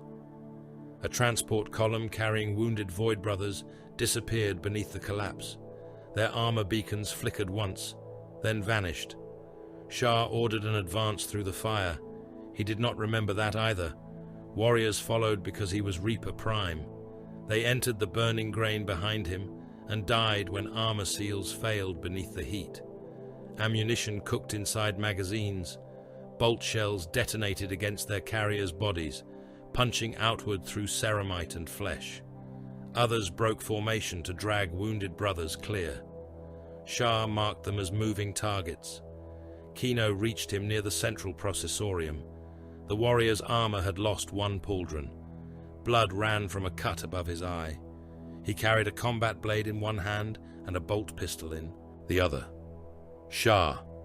No title, no obedience, only warning. Sharr turned. Kino saw the black eyes behind the damaged helm lenses and understood. The blindness has you. Reaper rose. Kino fired. The bolt round struck Sharr's breastplate and burst against the ancient ceramite. The impact staggered him long enough for Kino to close the distance. The combat blade entered beneath Sharr's arm. It did not seek a killing wound. Kino twisted it inside the joint, locking Reaper's swing. Sharr struck him with his free hand. The blow broke Kino's jaw and threw him across the processing deck. He landed among bodies. Some wore the grey of the Carcharodons. Others did not. Sharr could no longer see the difference. A warning rune filled his display. The processorium was collapsing. Enemy fire had ruptured the platform's support spine. Gravity compensators failed in sequence. The deck tilted beneath him. Bodies, shell casings, and rivers of blood began sliding toward an open cargo throat. Sharr stood in the center of it all and listened to Reaper. Kill. The word was not spoken. It came from his own blood. Kill until nothing moves. A hand closed around his gorget. Red Tain pulled him backward as the deck split. The company champion's coral shield was gone. His void sword had broken near the hilt. Half his face was hidden beneath blood. Sharr swung Reaper at him. Tain caught the haft with both hands. The chain axe screamed between them. "You are lost," Tain said. Sharr drove him against a bulkhead. Tain did not release the weapon. "Look." Sharr saw an enemy. Grey armor, black eyes, blood, prey. "Look," Tain said again. The platform tore open. Atmosphere howled through the fracture. Burning grain, bodies and machinery vanished into the storm below. Red Tain released one hand from Reaper and struck Sharr across the helm with the broken hilt of his sword. The first blow cracked the faceplate. The second shattered it. The third drove darkness through Sharr's mind. He remembered falling. He remembered the clouds reaching up like a mouth. Then nothing. When awareness returned, he lay beneath a dead transport. His helm was gone. Ash drifted around him. The Agri platform burned from horizon to horizon. Grain fell through the ruptured decks in black streams, descending into Temperance's atmosphere like poisoned snow. Sharr pushed the wreckage aside. His left arm refused to answer. One heart beat irregularly. Blood filled his mouth and ran from his nose. Reaper lay nearby. Its teeth were still. He heard them moving. Around him lay the dead. Void brothers, mortal soldiers, workers, enemies whose names he had never learned. They had been cut, crushed, burned and dismembered. Several Carcharodons bore wounds made by Reaper. The chain's distinctive teeth had left ragged channels through their armor and flesh. Sharr looked down at his gauntlets. Blood packed the joints. Fragments of grey ceramite clung beneath his nails. Kino sat against the remains of a grain hauler. His jaw had been bound with wire. One arm hung useless beside him. Red Tain stood over Sharr. The company champion's expression held neither hatred nor pity. "How many?" Sharr asked. Tain looked across the burning platform. "Enough. Objective? Lost. Enemy strength? Less than ours." Sharr understood. The enemy had not broken Third Company. He had. Warriors had followed orders that led nowhere. Packs had abandoned strong positions to pursue targets chosen through corrupted perception. Retreat routes had been destroyed. Friendly formations had turned weapons upon one another when identifiers failed and command discipline collapsed. They had not been defeated by superior force. Predation had devoured purpose. Sharr reached for Reaper. Tain placed one boot upon the haft. "No." The word was quiet, final. Sharr looked up at him. Red Tain met his gaze. "The company gathers. Judgment awaits." The chapter did not try him before witnesses. There was no tribunal chamber filled with banners. No accuser recited his failures. No defender spoke of previous victories or blood paid across centuries. Carcharodons did not confuse explanation with absolution.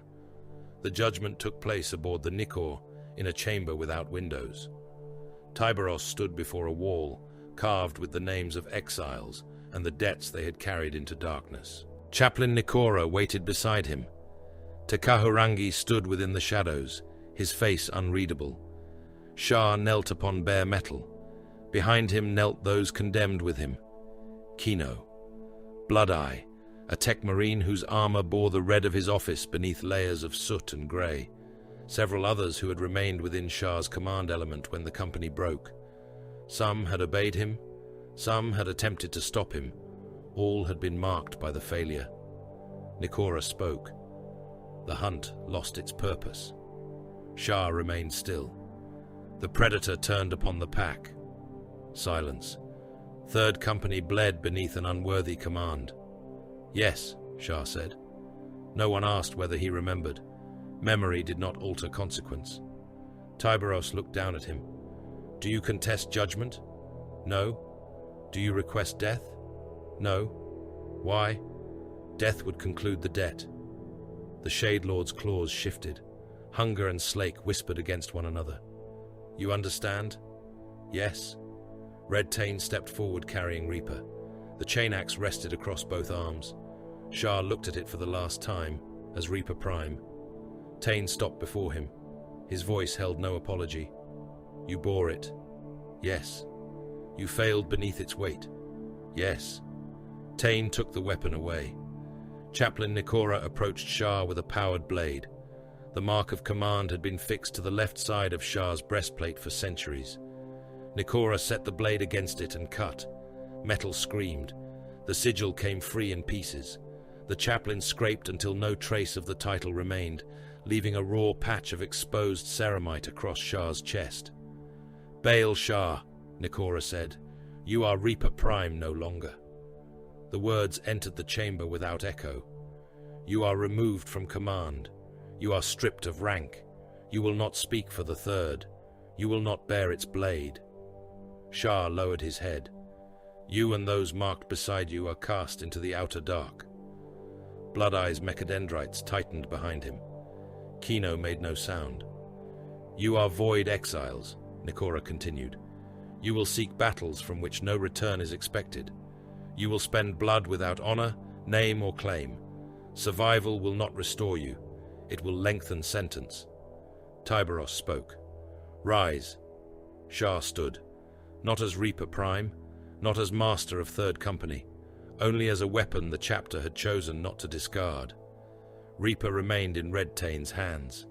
The condemned were given a failing vessel drawn from the White Moor's support flotilla. Its engines were unstable. Its armor had been patched with plates cut from wrecks. The life support system failed twice before departure, suffocating several mortal crewmen in their restraints. No replacement serfs were granted. Blood-Eye entered the engine chamber, and began tearing open machinery before the vessel had cleared the Nikor's shadow. Kino confronted Sharr in the central passage. His jaw remained crooked from temperance. "You killed our brothers." "Yes." "You ordered us into fire." "Yes." "You do not remember." "No." Kino's hand moved toward the combat blade at his waist. Sharr did not reach for a weapon. For several heartbeats, they stood close enough to kill one another. Kino lowered his hand. "Leaving would be slower." "Yes." "That is the only reason I remain." "Yes." Blood-Eye's voice entered through the failing vox. "A target has been identified." The central hololith flickered alive. A space hulk filled the display. It was a continent of wreckage moving through the void, made from vessels fused across ages. Imperial prows protruded from alien hulls.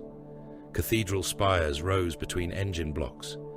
Something organic pulsed beneath the outer armor. Its projected path led toward the forge world Diamantus. Identification runes formed beneath it. Grim destiny. Blood-Eye entered the passage, one optic glowing through the darkness. "The Hulk will reach Diamantus." "Defenses?" Sharr asked. "Insufficient." "Boarding probability?" "Unfavorable." "Survival?" Blood-Eye's mechanical eye narrowed. "Negligible." Kino looked toward Sharr.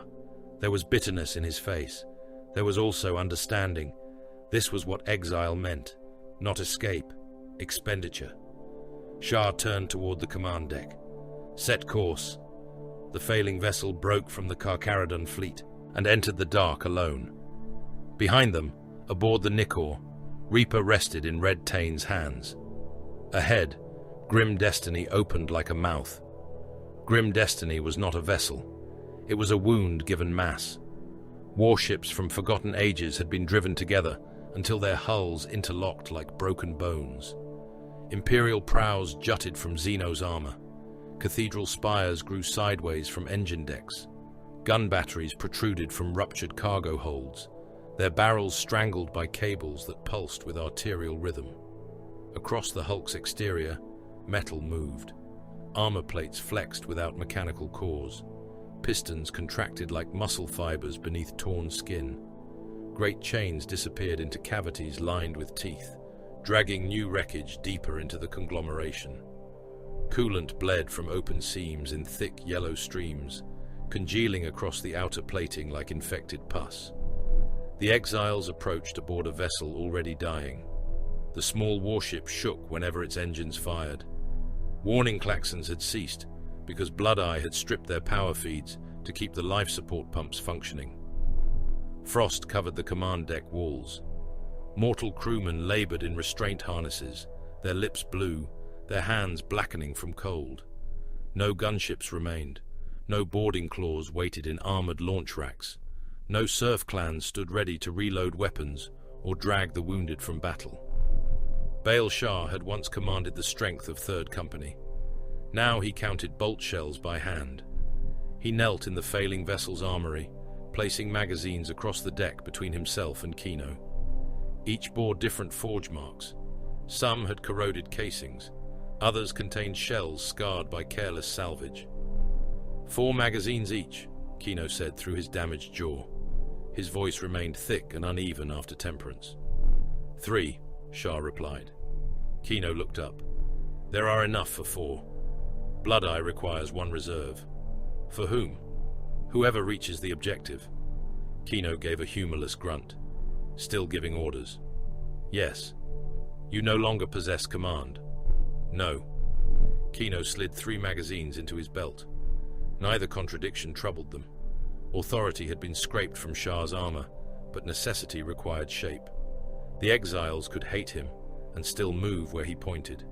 They could blame him and still understand that leaderless predators became carrion.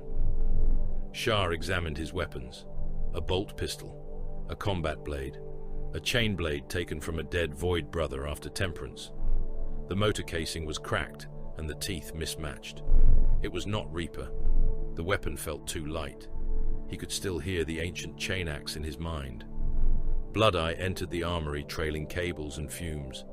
His power armor had been opened across the back, exposing interfaces driven directly into the flesh around his spine. Mechadendrites moved above his shoulders, each carrying blades, probes, or oil-darkened tools. "Contact in 100 breaths," the tech marine said. "Breach point?" Sharr asked. "A fracture between two Imperial hulls. Pressure uncertain. Structural stability negligible." "Hostile presence?" Blood-Eye's single organic eye remained hidden behind a scarred lens. "The Hulk is listening." Kino secured his helm. "Machines do not listen." Blood-Eye turned toward him. "This one does." Their vessel struck grim destiny without ceremony. The impact hurled mortal crewmen from their harnesses and shattered 3 of their spines. One died with a restraint bar driven through his throat. Blood sprayed across the navigation console, while the helmsman beside him continued chanting approach distances. Melter cutters opened the breach. The Hulk bled. Black fluid seeped between the severed hull plates. It steamed against the cutters and released a stink of burned iron, rancid oil, and opened bowels. Sharr entered first through the wound, maglocks catching against a deck, angled almost vertically beneath him. Gravity shifted. The corridor became a shaft. Bodies fell past him from somewhere above. They wore uniforms from Imperial Navy vessels, separated by centuries. Some were mummified. Others were fresh enough that blood still followed them in glistening strands. They struck the lower bulkheads one after another, skulls and limbs breaking against metal ribs. The exiles descended. Grim destiny whispered around them. Vox units embedded in the walls clicked to life as they passed. "Blessed is the hand that binds flesh to iron."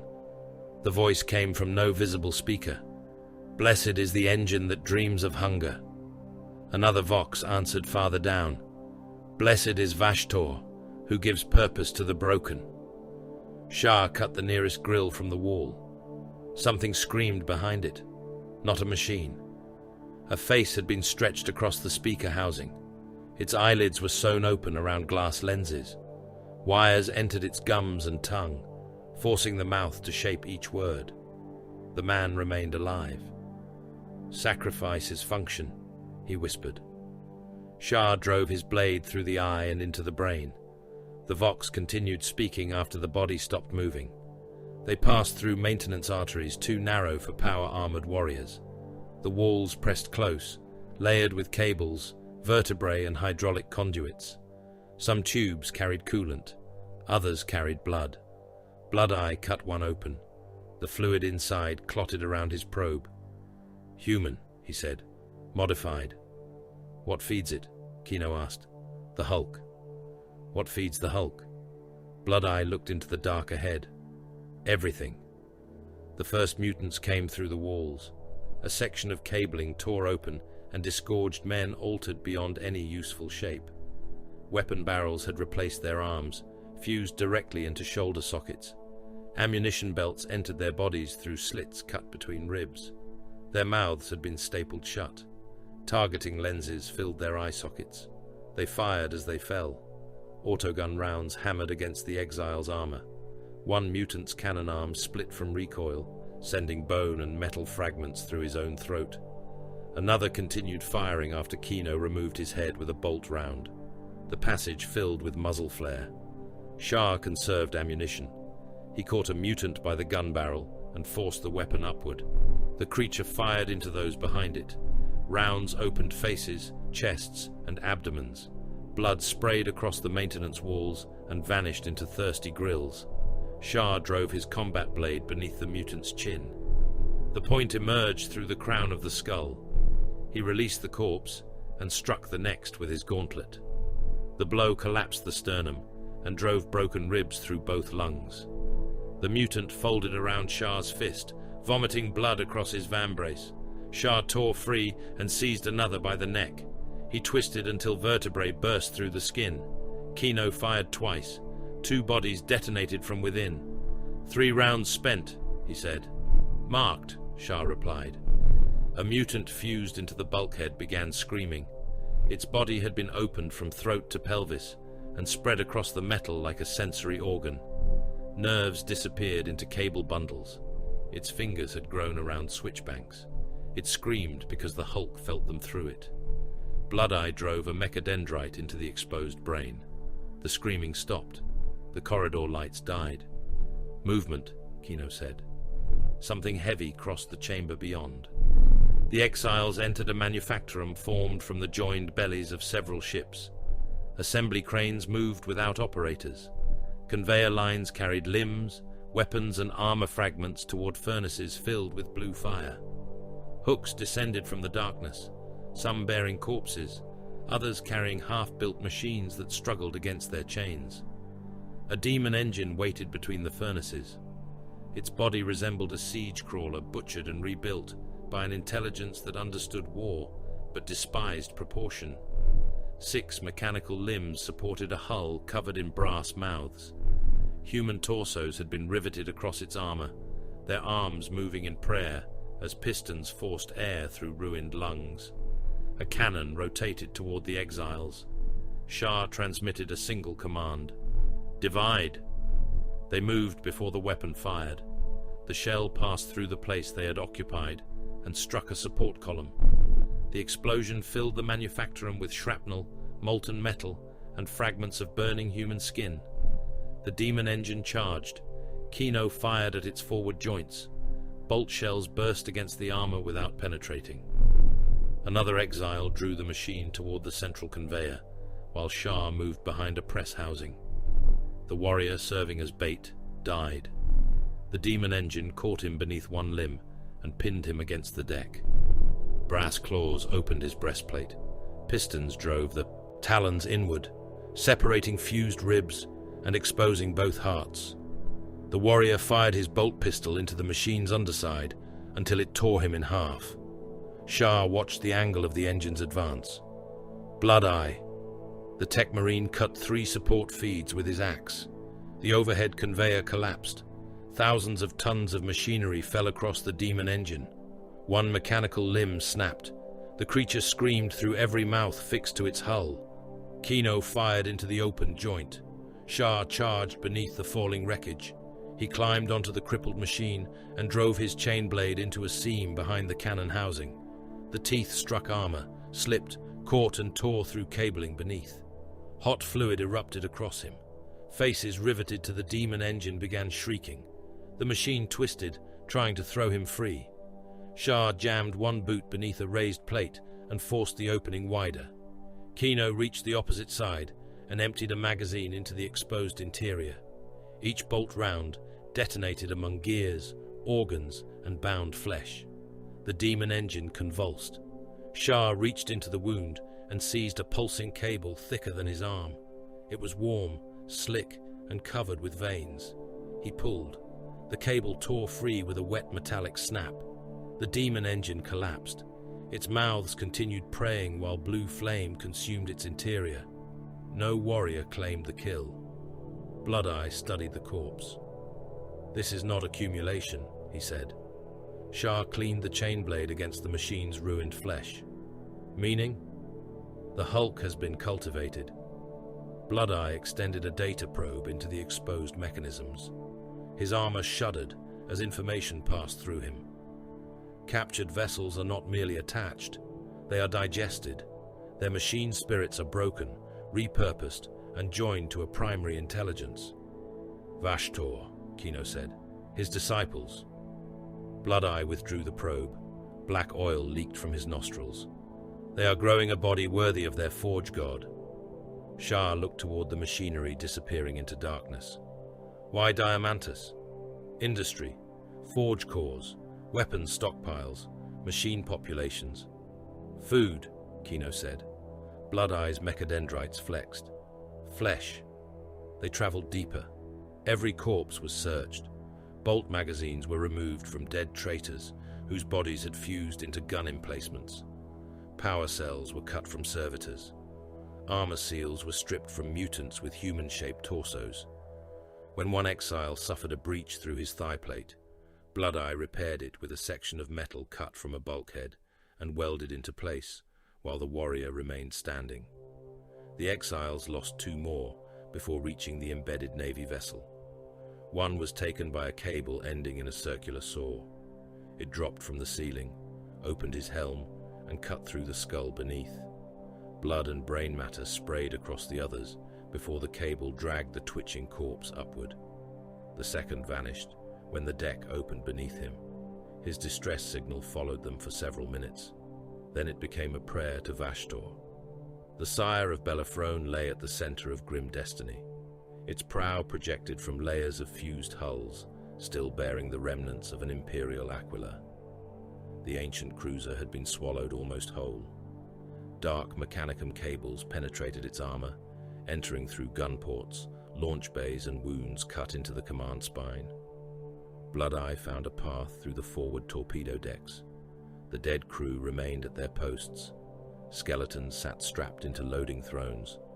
Brass wiring filled their rib cages.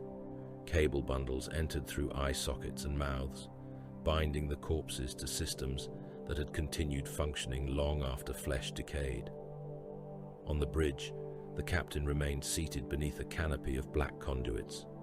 His skull turned as Sharr entered. "State allegiance," a mechanical voice demanded through the dead jaw. "None," Sharr replied. The skull faced forward again. "Accepted." Blood-Eye approached the command throne. "The core survives." "Can it alter course?" Sharr asked. "If awakened." "Wake it." The tech marine opened the captain's chest with his servo arm. Bones cracked beneath the claw. He removed a knot of corrupted cables, cut them apart, and drove his own mechadendrites into the cavity. The dead captain spasmed. Every console on the bridge ignited at once. Blood-Eye convulsed with them. Information tore through his nervous system. His back arched. Machine oil and blood ran from the seals around his implants. He issued orders in Binharic. The sire of Bellerophon answered through weapon servitors, reactor spirits, and half-dead cogitators. Systems that had slept for centuries began moving. Ancient turbines turned. Plasma chambers coughed into life. A servitor plugged into the navigation pit began screaming. Blood-Eye used it as a bridge. The creature's eyes caught fire. Its flesh blackened around implanted sockets. It continued transmitting until its tongue burst from its mouth and its skull split under rising heat. Another servitor replaced it, then another. The cruiser's engines fired. Deep within grim destiny, metal bones groaned. The hulk began to turn. For several heartbeats, the course shifted away from Diamantus. Then something answered. The bridge displays filled with a face formed from equations, static and surgical diagrams. Datagnost Voldaia spoke through every dead mouth at once. "You have entered the sacred anatomy." Blood-Eye's armor locked. His mechadendrites spasmed and drove their own tools into his side. Sharr seized one and tore it free before the drill reached the tech marine's secondary heart. Voldaia continued. "You mistake intrusion for command. You mistake function for ownership." Scrap code entered their armor. Sharr's autosenses went white. Targeting runes filled his vision. Every exile became hostile. Kino's armor designation changed from ally to Xenos threat, then to demon, then to unclean biological mass. Life support systems reversed. Poison flooded Sharr's helm. He ripped the faceplate free before the gas paralyzed his lungs. "Disable armor systems," he ordered.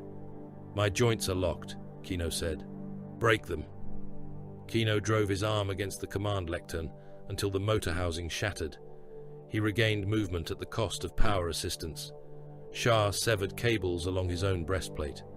His armor became heavier, with each system silenced. Target runes vanished. The poison feed stopped. Blood-Eye remained connected. "Course failing," he gasped. The hulk corrected itself. Grim destiny began descending toward Diamantus. Then the sire of Bellerophon's ancient engines overloaded. The cruiser did not turn the hulk. It broke it. Explosions traveled through the fused vessels. Hull seams opened across kilometers of wreckage. Demon machinery, mutants and ship fragments tore free, falling toward the Forge world in a burning storm. The bridge split beneath the exiles. Atmosphere vanished through the fracture. skeletons ripped from command thrones and disappeared into the void. Blood-Eye tore himself free from the dead captain, leaving strips of his own flesh attached to the cables. "Escape pods," Kino said. They ran. Entire decks collapsed around them. Gravity failed, returned and reversed. Demon engines fell through corridors beside screaming mutants.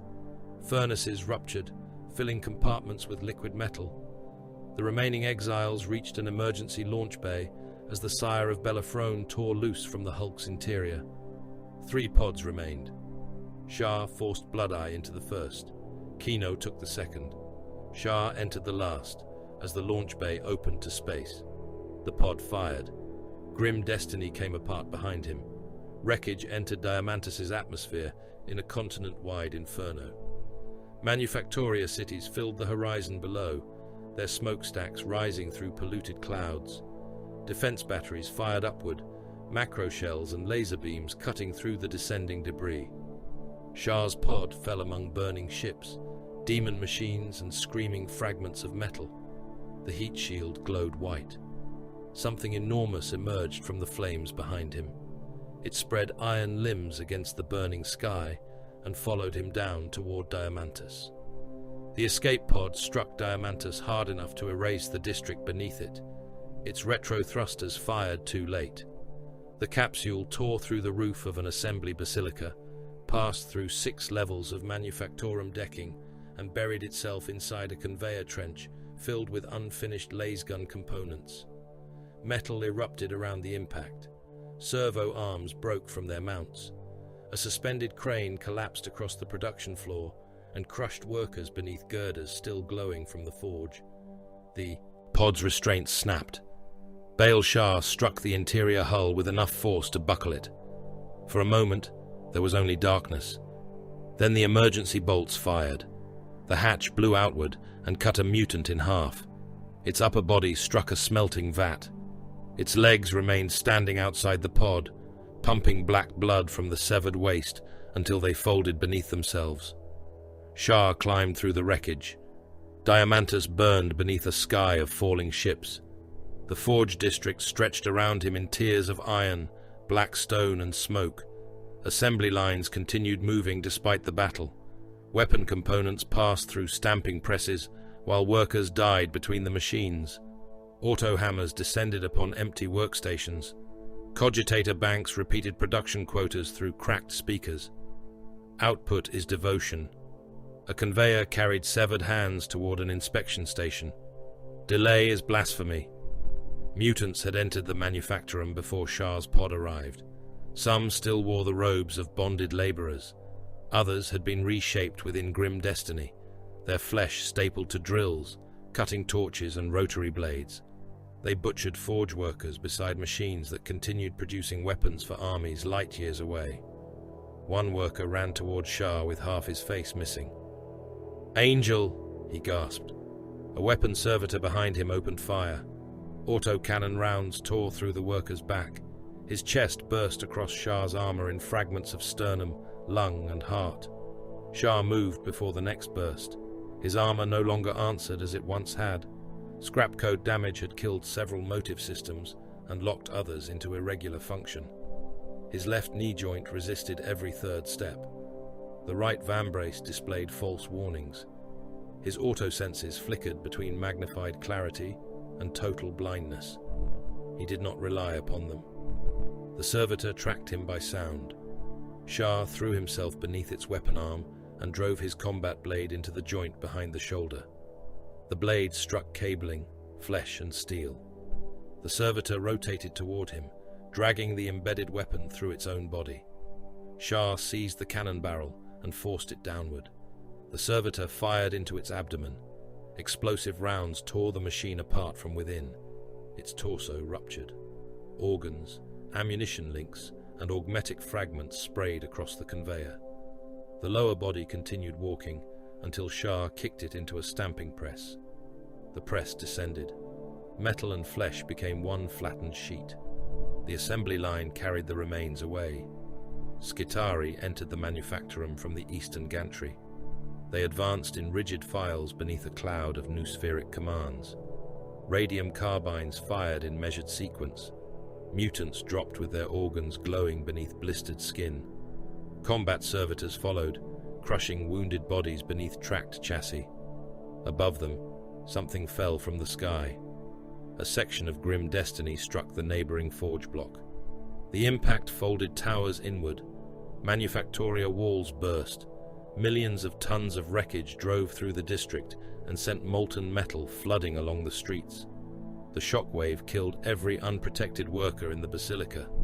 Eardrums ruptured, eyes burst. Men fell from gantries with blood streaming from mouths and noses. Sharr remained standing. His internal vox returned nothing but shrieking machine prayer. He transmitted Kino's designation. No response. Blood Eye. Nothing. He climbed from the conveyor trench as the Skitarii turned their weapons toward him. Targeting beams crossed his breastplate. A hooded tech priest stood behind their line, mechanical limbs unfolding from his robes. Identify allegiance. Sharr looked at the red-robed figure. Carcharodon. Heraldic signifiers absent. Command sigil removed. No confirmed fleet code. Then fire. The tech priest paused. Probability calculations clicked through his throat. A mutant sprang from the rafters above him. Sharr fired first. The bolt round struck the creature's spine and exploded inside its chest. Bone and organs sprayed across the tech priest. The corpse landed between the Skitarii in two pieces. The priest lowered one mechadendrite. Provisional alignment accepted. Sharr moved past him. The surviving exiles converged without vox coordination. Kino emerged from the ruins of a munitions chapel, with one arm hanging at his side. His shoulder plate had fused to the joint during atmospheric descent. Blood ran beneath the armor seam. He saw Sharr raise two fingers and pointed toward the northern transit corridor. Sharr answered with a closed fist. Hold. A second exile crossed the overhead gantry, dragging a damaged leg. He struck his breastplate twice and indicated the western foundries. Blood Eye. Sharr pointed north. Move. They hunted one another through gesture, position, and memory. It was older than Vox discipline, older than command titles. A turn of the helm meant danger beyond sight. An open hand marked a route. Two fingers drawn across the throat signaled silent termination. The exiles moved through the Forge district, as their forebears had moved through the darkness beyond Imperial maps, predators communicating without speech, because speech gave prey warning. They found Blood Eye beneath the wreckage of a defense tower. The tech marine had torn open his own armor to free one trapped leg. Cables hung from his spine. One mechadendrite had been severed, leaving the remainder snapping at shadows under corrupted instructions. Kino raised his pistol toward the uncontrolled limb. Blood Eye caught it with another and ripped it from his back. Oil and blood erupted from the socket. Functional, the tech marine said. You are leaking, Kino replied. Function does not require containment. Sharr pointed toward the north. Blood Eye rose. They encountered loyal Carcharodons at the gate of sacred fabrication. A pack of Void Brothers held the gate against mutants pouring from a crashed section of the hulk. Their bolters were nearly dry. Bodies had filled the approach until the attackers climbed ramps made from their own dead. The pack leader saw Sharr emerge through the smoke. His bolt gun shifted toward him. Exile. Sharr looked beyond the warrior. A secondary horde moved through the drainage channel beneath the gate. The loyal pack had not detected it. Their right flank would be overwhelmed within moments. Move your heavy weapon to the lower causeway, Sharr said. The pack leader did not obey. You hold no command. No. Then do not issue it. The drainage grills burst outward. Mutants climbed through. Several had industrial saws grafted along their arms. Others dragged shock weapons connected directly to exposed spinal columns. They struck the loyal Carcharodons from below. One Void Brother lost both legs at the knee. He fell against the gate, while a mutant drove a drill through his gorget. The tool burst from the back of his helm, carrying fragments of vertebrae and brain matter. Sharr drew his chain blade. Lower causeway. The pack leader hesitated for one heartbeat. Then he moved the heavy weapon. The Carcharodon gunner reached the edge of the causeway and fired his heavy bolter into the drainage channel. Explosive rounds turned the narrow passage into a pipe packed with dismembered bodies. Limbs, organs, and broken augmetics blasted back through the opening. Sharr entered the fight. His chain blade opened a mutant from shoulder to hip. The weapon caught in a mechanical brace attached to the creature's spine. Sharr released it, seized the mutant by the skull, and drove its face into the gate's locking teeth. The mechanism closed. The head flattened. Eyes and brain tissue burst through the cheekbones. Kino shot another through the throat and broke its neck with his boot. Bloodeye used a servo claw to tear a rotary cannon from an attacker's fused shoulder. The mutant screamed until the tech marine pushed the barrel into its mouth and discharged the remaining ammunition through the back of its skull. The gate held. The loyal pack leader approached Sharr. He did not bow. The route was correct. Yes, you remain condemned. Yes. The warrior looked toward the corpse of the brother killed at the drainage channel. Where do you move? Toward the hulk. The pack leader glanced at the burning horizon. Then we move in parallel. It was not recognition of rank. It was enough. The defiler entered the Forge district upon 6 bladed limbs. It had fallen from grim destiny and survived atmospheric descent. Its hull was scorched black. Demonic flesh bulged between plates of corrupted armor. Human heads had been welded around its turret, each still alive, each screaming a different machine prayer. Its battle cannon fired. The shell struck a Skitarii cohort crossing the avenue. The explosion erased the center of the formation. Augmetic limbs and strips of red robe filled the air. Those at the edge were thrown into vats of molten alloy, where flesh ignited before the metal closed above them. The defiler advanced through the smoke. One claw caught a combat servitor and crushed it against the street. Metal buckled. The servitor's organic remains forced themselves through armor joints in ropes of grey tissue. Carcharodons opened fire. Bolts burst against the demon engine's armor without penetrating.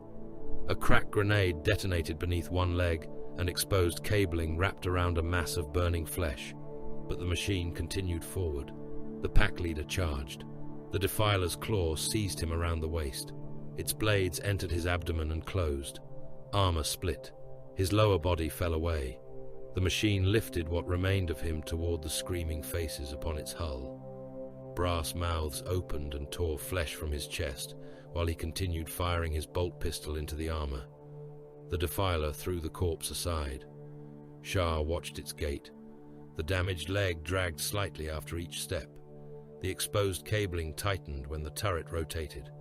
Its cannon required a pause between shots, while diseased organs inside the weapon chamber expanded and refilled.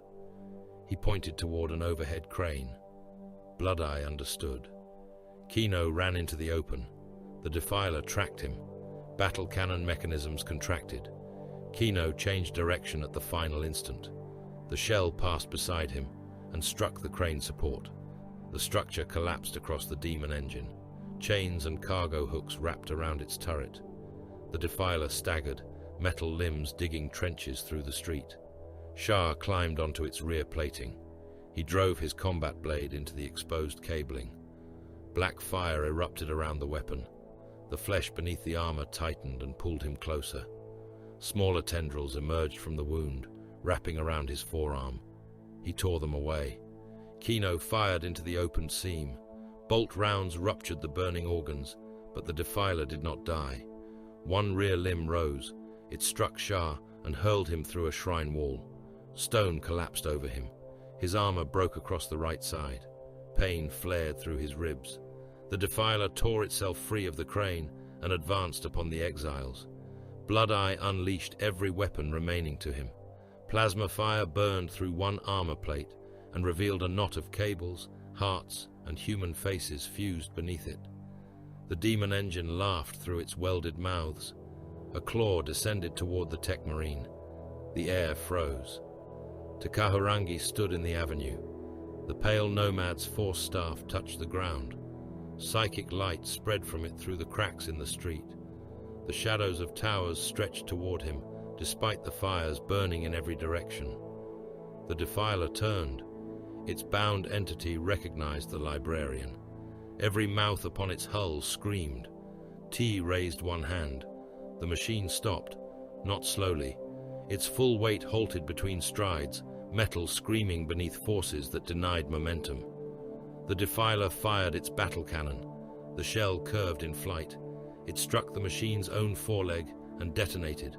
Armor, demon flesh, and molten cabling burst across the avenue. T closed his fingers. The Defiler folded inward. Its external plates bent as though gripped by an invisible fist. Limbs broke at their joints. The turret twisted through half a rotation and continued until metal tore around its base. The faces welded to its armor stretched, cheeks splitting, teeth wrenching free as the hull compressed around them. The demon resisted. Warp fire erupted from its seams. T's armor cracked along the chest. Blood ran from his nose and eyes. His force staff sank into the street beneath the pressure. The Defiler lunged despite its broken limbs. T brought both hands together. The demon engine collapsed into itself. Armor plates drove through flesh. Mechanical limbs folded into the hull. The cannon barrel punched backward through the turret and emerged from the rear in a rush of fire and organs. The bound entity shrieked through every Vox channel in the district. Then the crushed mass fell still. T remained standing for several heartbeats. He lowered his hands. Blood covered his face. Sharr emerged from the shattered shrine. The pale nomad looked toward him. Your exile has not diminished your appetite. Judgment remains. Stone remains. The tide does not ask its permission. Sharr stopped before him. I was stripped of command. You lost command before they stripped the mark. Yes. T studied the raw patch of ceramite upon Sharr's breastplate. You lost sight. The blindness took it. No. The word came softly. You surrendered sight and named the darkness inevitable. Sharr looked at the dead Defiler. The chapter judged failure. The chapter judged consequence. There is no distinction. There is always distinction. The deep does not become shallow because a blind predator mistakes one for the other. Sharr's jaw tightened. Judgment is absolute. Then die obediently while Diamantus burns. Tay stepped closer. Tell me, Baal Sharr, does obedience that guarantees failure serve the Void Father? Sharr did not answer. Does a discarded blade honor the hand by remaining in its sheath? No. Then decide which burden is greater, condemnation or duty. Armored footsteps sounded through the smoke. Red Tane approached with loyal Carcharodons at his back. The company champion carried the coral shield upon one arm. In the other hand, he held Reaper. The ancient chain axe was dark with old blood. Its unmatched teeth rested motionless within the scarred housing. Repairs crossed its motor casing like healed fractures. Tane stopped before Sharr. Neither warrior spoke of temperance. There was no apology, no accusation. Tane extended the weapon. Sharr looked at the haft. He remembered blood falling through burning grain. He remembered grey armor opening beneath those teeth. He remembered a Void brother calling him brother as Reaper destroyed his hearts. The blindness stirred. Movement sharpened at the edge of his vision. Heartbeats grew louder. Every living body around him became vulnerable structure. He recognized the pressure.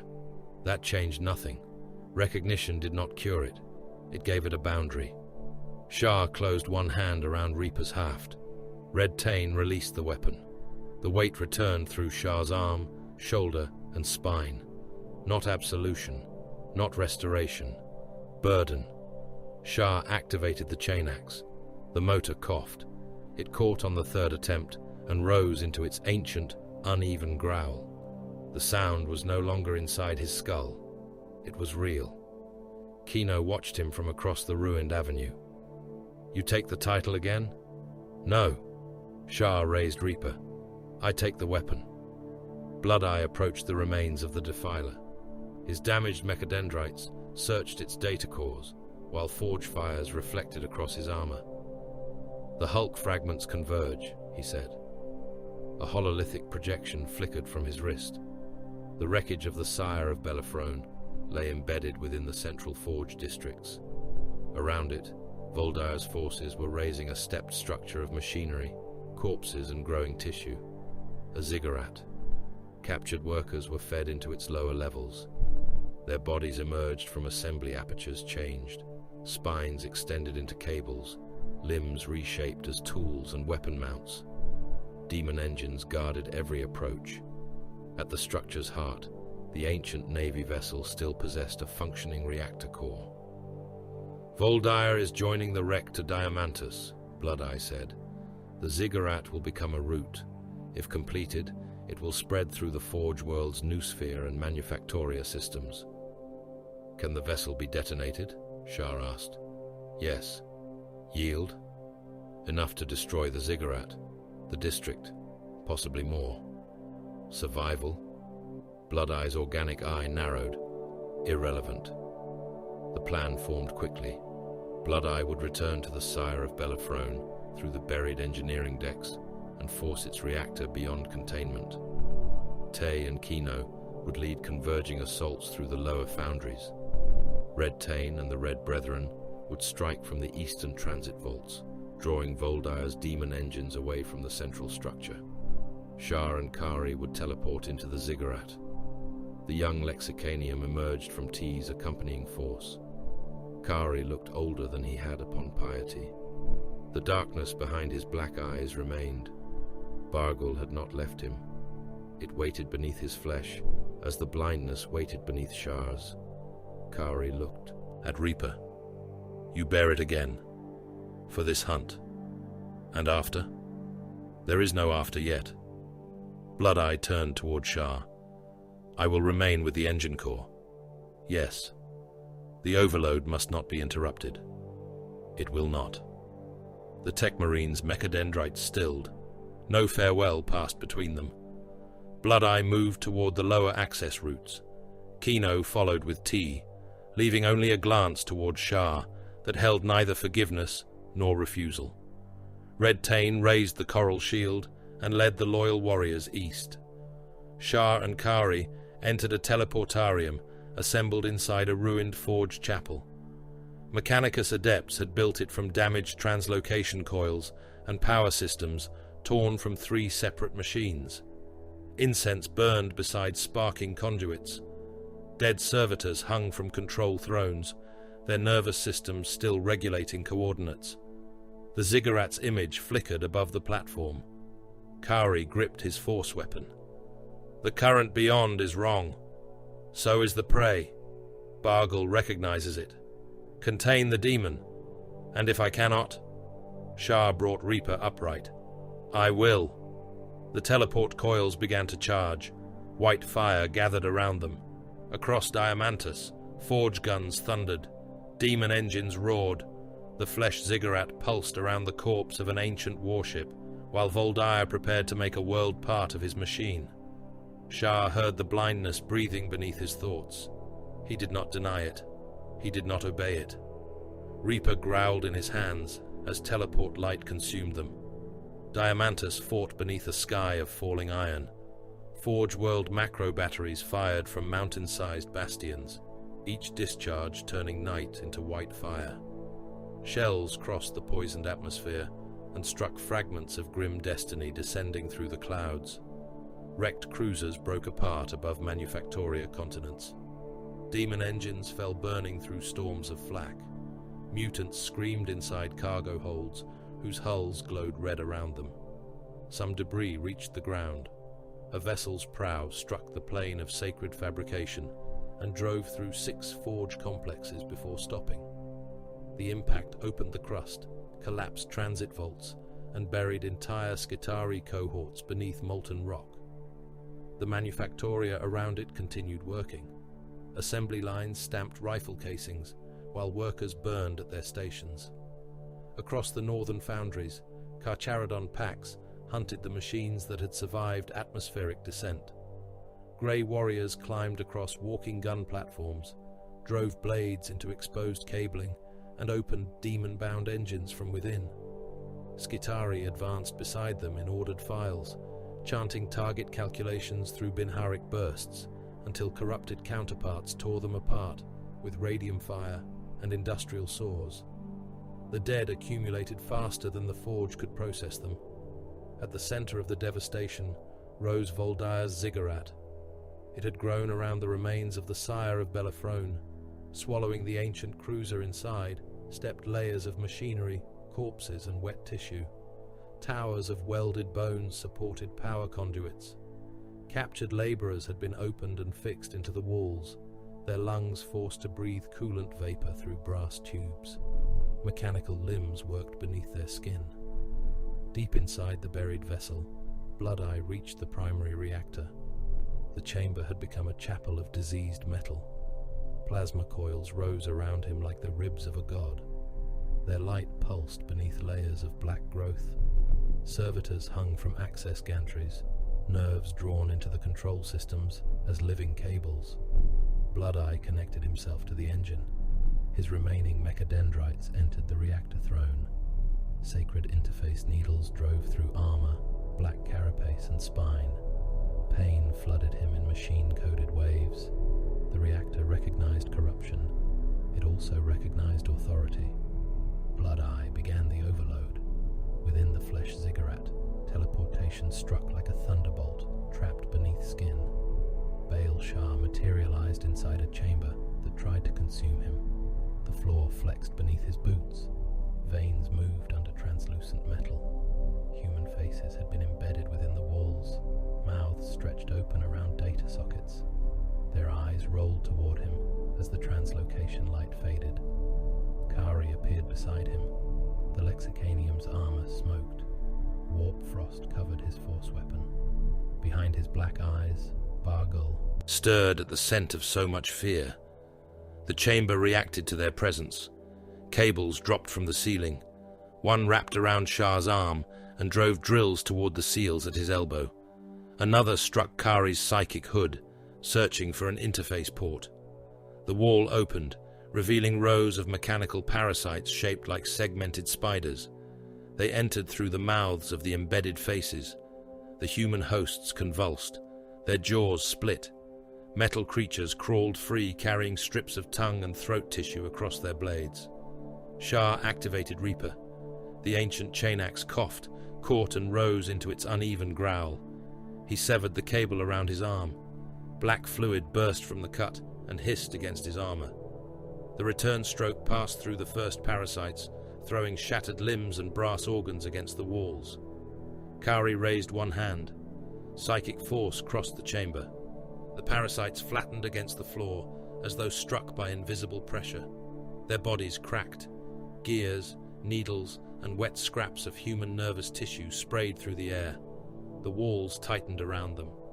Sharr drove Reaper into the nearest embedded face. The chain axe tore through skull, cable, and structural plating. The chamber screamed through every mouth at once. Sharr opened the wound wider, and Kari forced psychic fire into the machinery beneath. The wall ruptured. They entered the passage beyond, while the living chamber bled behind them. Other hunters converged through the ziggurat. Red Tain and the Red Brethren advanced from the eastern transit vaults. Terminator storm bolters thundered inside corridors, barely wide enough to hold them. Every burst filled the enclosed spaces with concussion and explosive ruin. Dark mechanicum constructs came against them in disposable bodies. Some walked upon human hands fused into tracks. Others carried weapon arrays built around torsos, whose heads remained conscious. The Red Brethren reduced them to fragments. One construct burst when destroyed. Scrap code entered the Terminator's armor through the detonation. Targeting systems turned hostile. Joint locks engaged. Life support mechanisms attempted to suffocate their wearers. Red Tain struck his sword against his shield. Manual function. The Red Brethren tore interface cabling from their own armor. Servo assistants died. Tactical dreadnought plate became dead weight around them, but they continued forward through strength, momentum, and rage held beneath discipline. Their storm bolters fired without targeting assistance. They aimed by sight. At the Western Foundation, Carcharodons and Kino entered through a manufactorum conduit filled with half-grown demon engines. Te moved at the center of a pressure field that bent incoming rounds away from him. Kino advanced beside the pale nomad, with a bolt pistol in one hand and a broken chain blade in the other. Mechanicus allies fought outside their route. Loyal tech priests linked themselves into the forged noosphere and chanted Binharic countermeasures. Their voices rose through physical vox and data transmission together, a choir of sacred code opposing Voldire's corruption. Dark Mechanicum adepts came for them. They wore robes stitched from Electude skin. Servo limbs carried arc blades, injector claws, and spinning saws. One loyal priest continued transmitting after a corrupted counterpart opened his abdomen and pulled his intestines into an augmetic loom. The priest used his own organs as conductive wiring. His final countermeasure blinded an entire cohort of traitor machines before the saw entered his skull. Sharr heard the death through the ziggurat's vox. Every corridor whispered. Every machine carried Voldire's voice. "You move within my flesh." Sharr advanced. "Your armor answers to machine spirits. Your weapons hunger through engines. Your void ships breathe because enslaved mechanisms permit it." Mechanical limbs reached from the walls. Sharr cut them apart. "Yet you call me corrupt." A gun emplacement opened from the ceiling. Kari forced its muzzle aside. The weapon fired into the wall, shredding embedded bodies and opening the passage to vacuum. Air screamed through the breach. Loose flesh, mechanical parasites, and severed limbs vanished into the dark. Sharr mag-locked his boots. He seized Kari by the shoulder before the Lexicanium was dragged away. Together they forced themselves through the corridor until emergency membranes sealed the wound behind them. Voldire continued, "You are a machine of appetite, Baal-Shar." The use of his name passed through the ziggurat like a blade. "You consume worlds for flesh. You strip vessels for parts. You turn men into ammunition and call the expenditure duty." Sharr said nothing. "You pretend obedience makes hunger noble." Movement sharpened around him. False target markers filled his damaged helm display. Kari became hostile. The walls became hostile. Red Tane's identification rune appeared through several decks of machinery, then changed from brother to prey. The blindness rose. Sharr felt it enter through the narrowed corridors of his perception. Blood became brighter. Heartbeats became louder. The distinctions between mission, enemy, and ally began to blur. Reaper felt lighter. Every kill promised silence. A construct came around the next junction, carrying the upper bodies of 3 men fixed to a single mechanical spine. Their mouths shouted different machine prayers, while weapon barrels extended through their chests. Sharr destroyed it. Reaper passed through the first torso, drew the second into the chain, and opened the third from jaw to pelvis. Blood and organs covered him. The ease of it called to something beneath his thoughts. Another construct followed, then another. Sharr killed them faster. His helm marked Kari again, hostile, close, vulnerable. The Lexicanium turned toward him. Sharr! The name reached him through blood and motor noise. For an instant, temperance returned. Burning grain, grey armor, a void brother calling him brother as Reaper opened both hearts. Sharr lowered the axe. The target marker remained across Kari's chest. He looked through it. Not prey. Weapon. Brother. Purpose. "Move," Sharr said. The blindness did not disappear. It remained behind his eyes, hungry and alert. This time, it did not choose the direction. They reached the central ascent as the other packs converged. Red Tane emerged from the eastern passage with 3 red brethren. One Terminator had lost an arm. Another's helm was gone, revealing a face burned to black tissue along one side. Carcharodons entered from below. Kino followed him. Armor split across the abdomen. Blood soaked the plates around his waist. No greeting passed between them. The route ahead was sealed by dark Mechanicum defenders and a wall of living armor. Red Tain raised the coral shield. "Open!" The Red Brethren fired. Stormbolter rounds struck the wall in a sustained barrage. Explosions tore open flesh, but failed to break the armor beneath. Kari joined his will to Tay's. Psychic force gathered between them, cold enough to freeze blood upon the floor. The two librarians struck together. The wall folded inward. Faces embedded across it burst. Eyes, teeth, and brain matter sprayed through the opening. Red Tain entered first, the coral shield absorbing lass fire and arcs of corrupted energy. Kino fired over his shoulder. Close-range bolt impacts turned defenders into wreckage and red mist.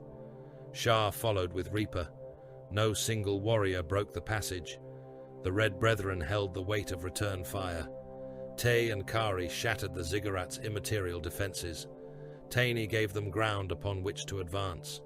Kino killed what moved within reach. Sharr went toward the heart. The final chamber was a cathedral built for thought. Voldaia hung above them. His true body was a brain larger than a gunship, suspended within a transparent membrane filled with dark fluid. Metallic clamps entered the exposed folds. Needles pierced neural tissue. Thousands of nerve bundles descended from the organ and disappeared into the Ziggurat, the sire of Belafrone, and the Forge world beneath. Each pulse traveled across Diamantus. Demon engines turned with it. Corrupted Manufactoria answered it. Dead mouths opened throughout the chamber. I have become function without decay. Defenders descended from the cathedral walls. The Red Brethren formed around the entrance. "Go," Red Tain said. The first Terminator died beneath an industrial lance that punched through his chest and pinned him to the floor. He fired until the weapon drew his organs through the wound and packed them around its shaft. The second Red Brethren warrior seized a machine twice his mass. He held it while Kino emptied his final bolt, magazine into the exposed reactor in its back. The detonation destroyed them both. Kino staggered beneath a dark mechanicum blade. It entered below his ribs and emerged behind his shoulder. The machine lifted him from the floor. Kino drove his broken chain blade through its face. The motor seized. He forced the dead teeth deeper by hand until they entered the machine's data core. The construct released him.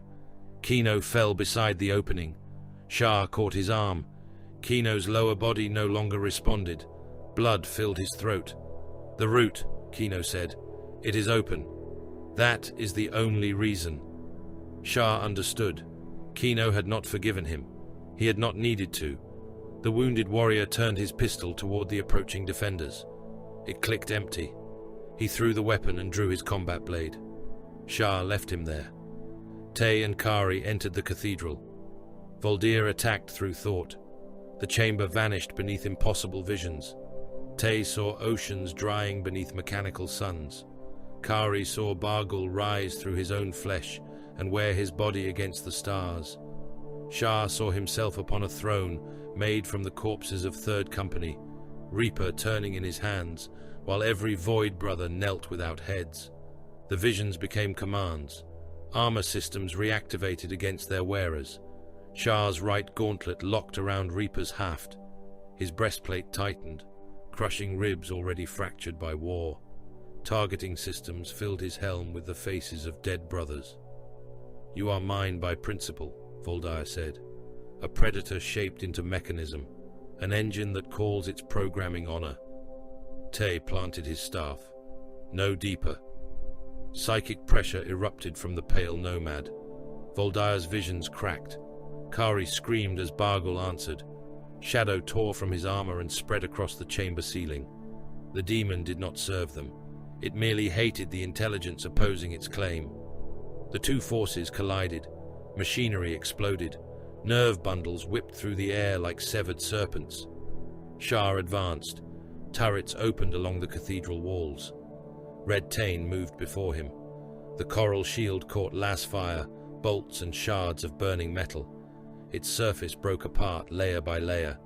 Tain continued until one beam passed through the shield and removed his forearm.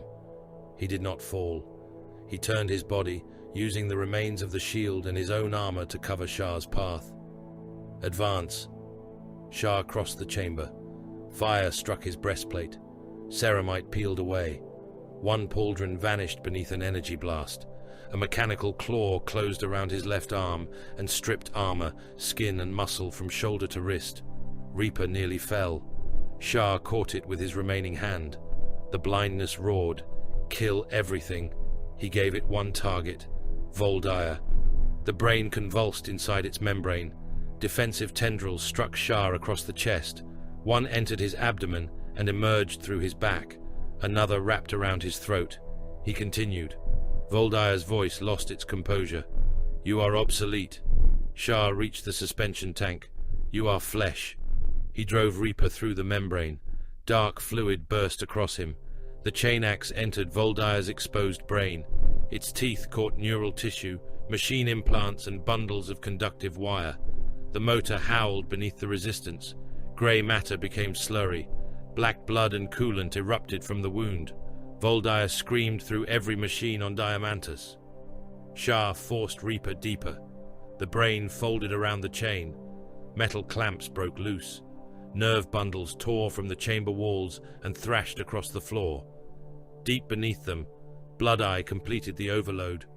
The Tech Marine's body had burned black around the reactor throne. His armor had fused into the control systems. Only one organic eye remained. It watched the plasma core open.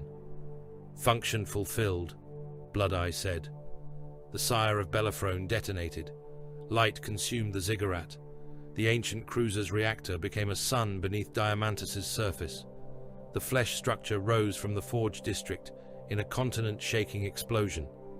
Towers of machinery, bone and living tissue vanished into white fire. Voldire's network died across the planet in a single instant. Demon engines collapsed. Corrupted manufactoria fell silent. The blast flattened everything for kilometers. Sharr remembered Reaper turning inside the brain. Then Te Kahurangi's hand closing around him. Then darkness. The White Moor left Diamantus before the Inquisition entered orbit. Its holds carried the surviving Carcharodons, recovered gene seed and fragments of war gear stripped from the dead. Kino did not return. Blood-Eye remained beneath the Forge world with the reactor he had slain.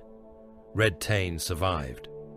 The company champion stood upon the White Moor's command deck, with one arm replaced by a crude augmetic. Te Kahurangi waited beside him. Kauri remained sealed within the Apothecarian, alive and still carrying the shadow of Bargul. Sharr knelt before Tyberos. The Shade Lord's image filled the command hololith. No one spoke of forgiveness. The Carcharodons possessed no use for it. Diamantus endures, Tyberos said. Yes. Voldire is ended. Yes. You recognize the blindness. I did. Is it gone? No. Tyberos remained silent for several heartbeats. Good. Sharr lifted his head. The Shade Lord looked toward the scraped place upon his breastplate. Honor is not purity. It is debt answered. Red Tain stepped forward. He carried the mark of Third Company. The champion fixed it over the scarred ceramite from which it had once been removed. Rise, Reaper Prime. Sharr stood. Reaper rested beside the command throne. Its casing had been repaired. Voldire's neural matter remained in the deepest scratches, despite the efforts of armory thralls. When Sharr placed one hand upon the haft, the motor gave a faint, uneven growl. Beyond the viewport, the outer dark waited. Third Company assembled below. New warriors stood among the survivors. Empty spaces marked those consumed by Temperance, Grim Destiny, and Diamantus. Their deaths remained his burden. Sharr took the command throne. The blindness watched from behind his black eyes. It was not defeated. It was not forgiven. It had been shown its chain. The White Moor turned toward the dark, and the Predator went with it.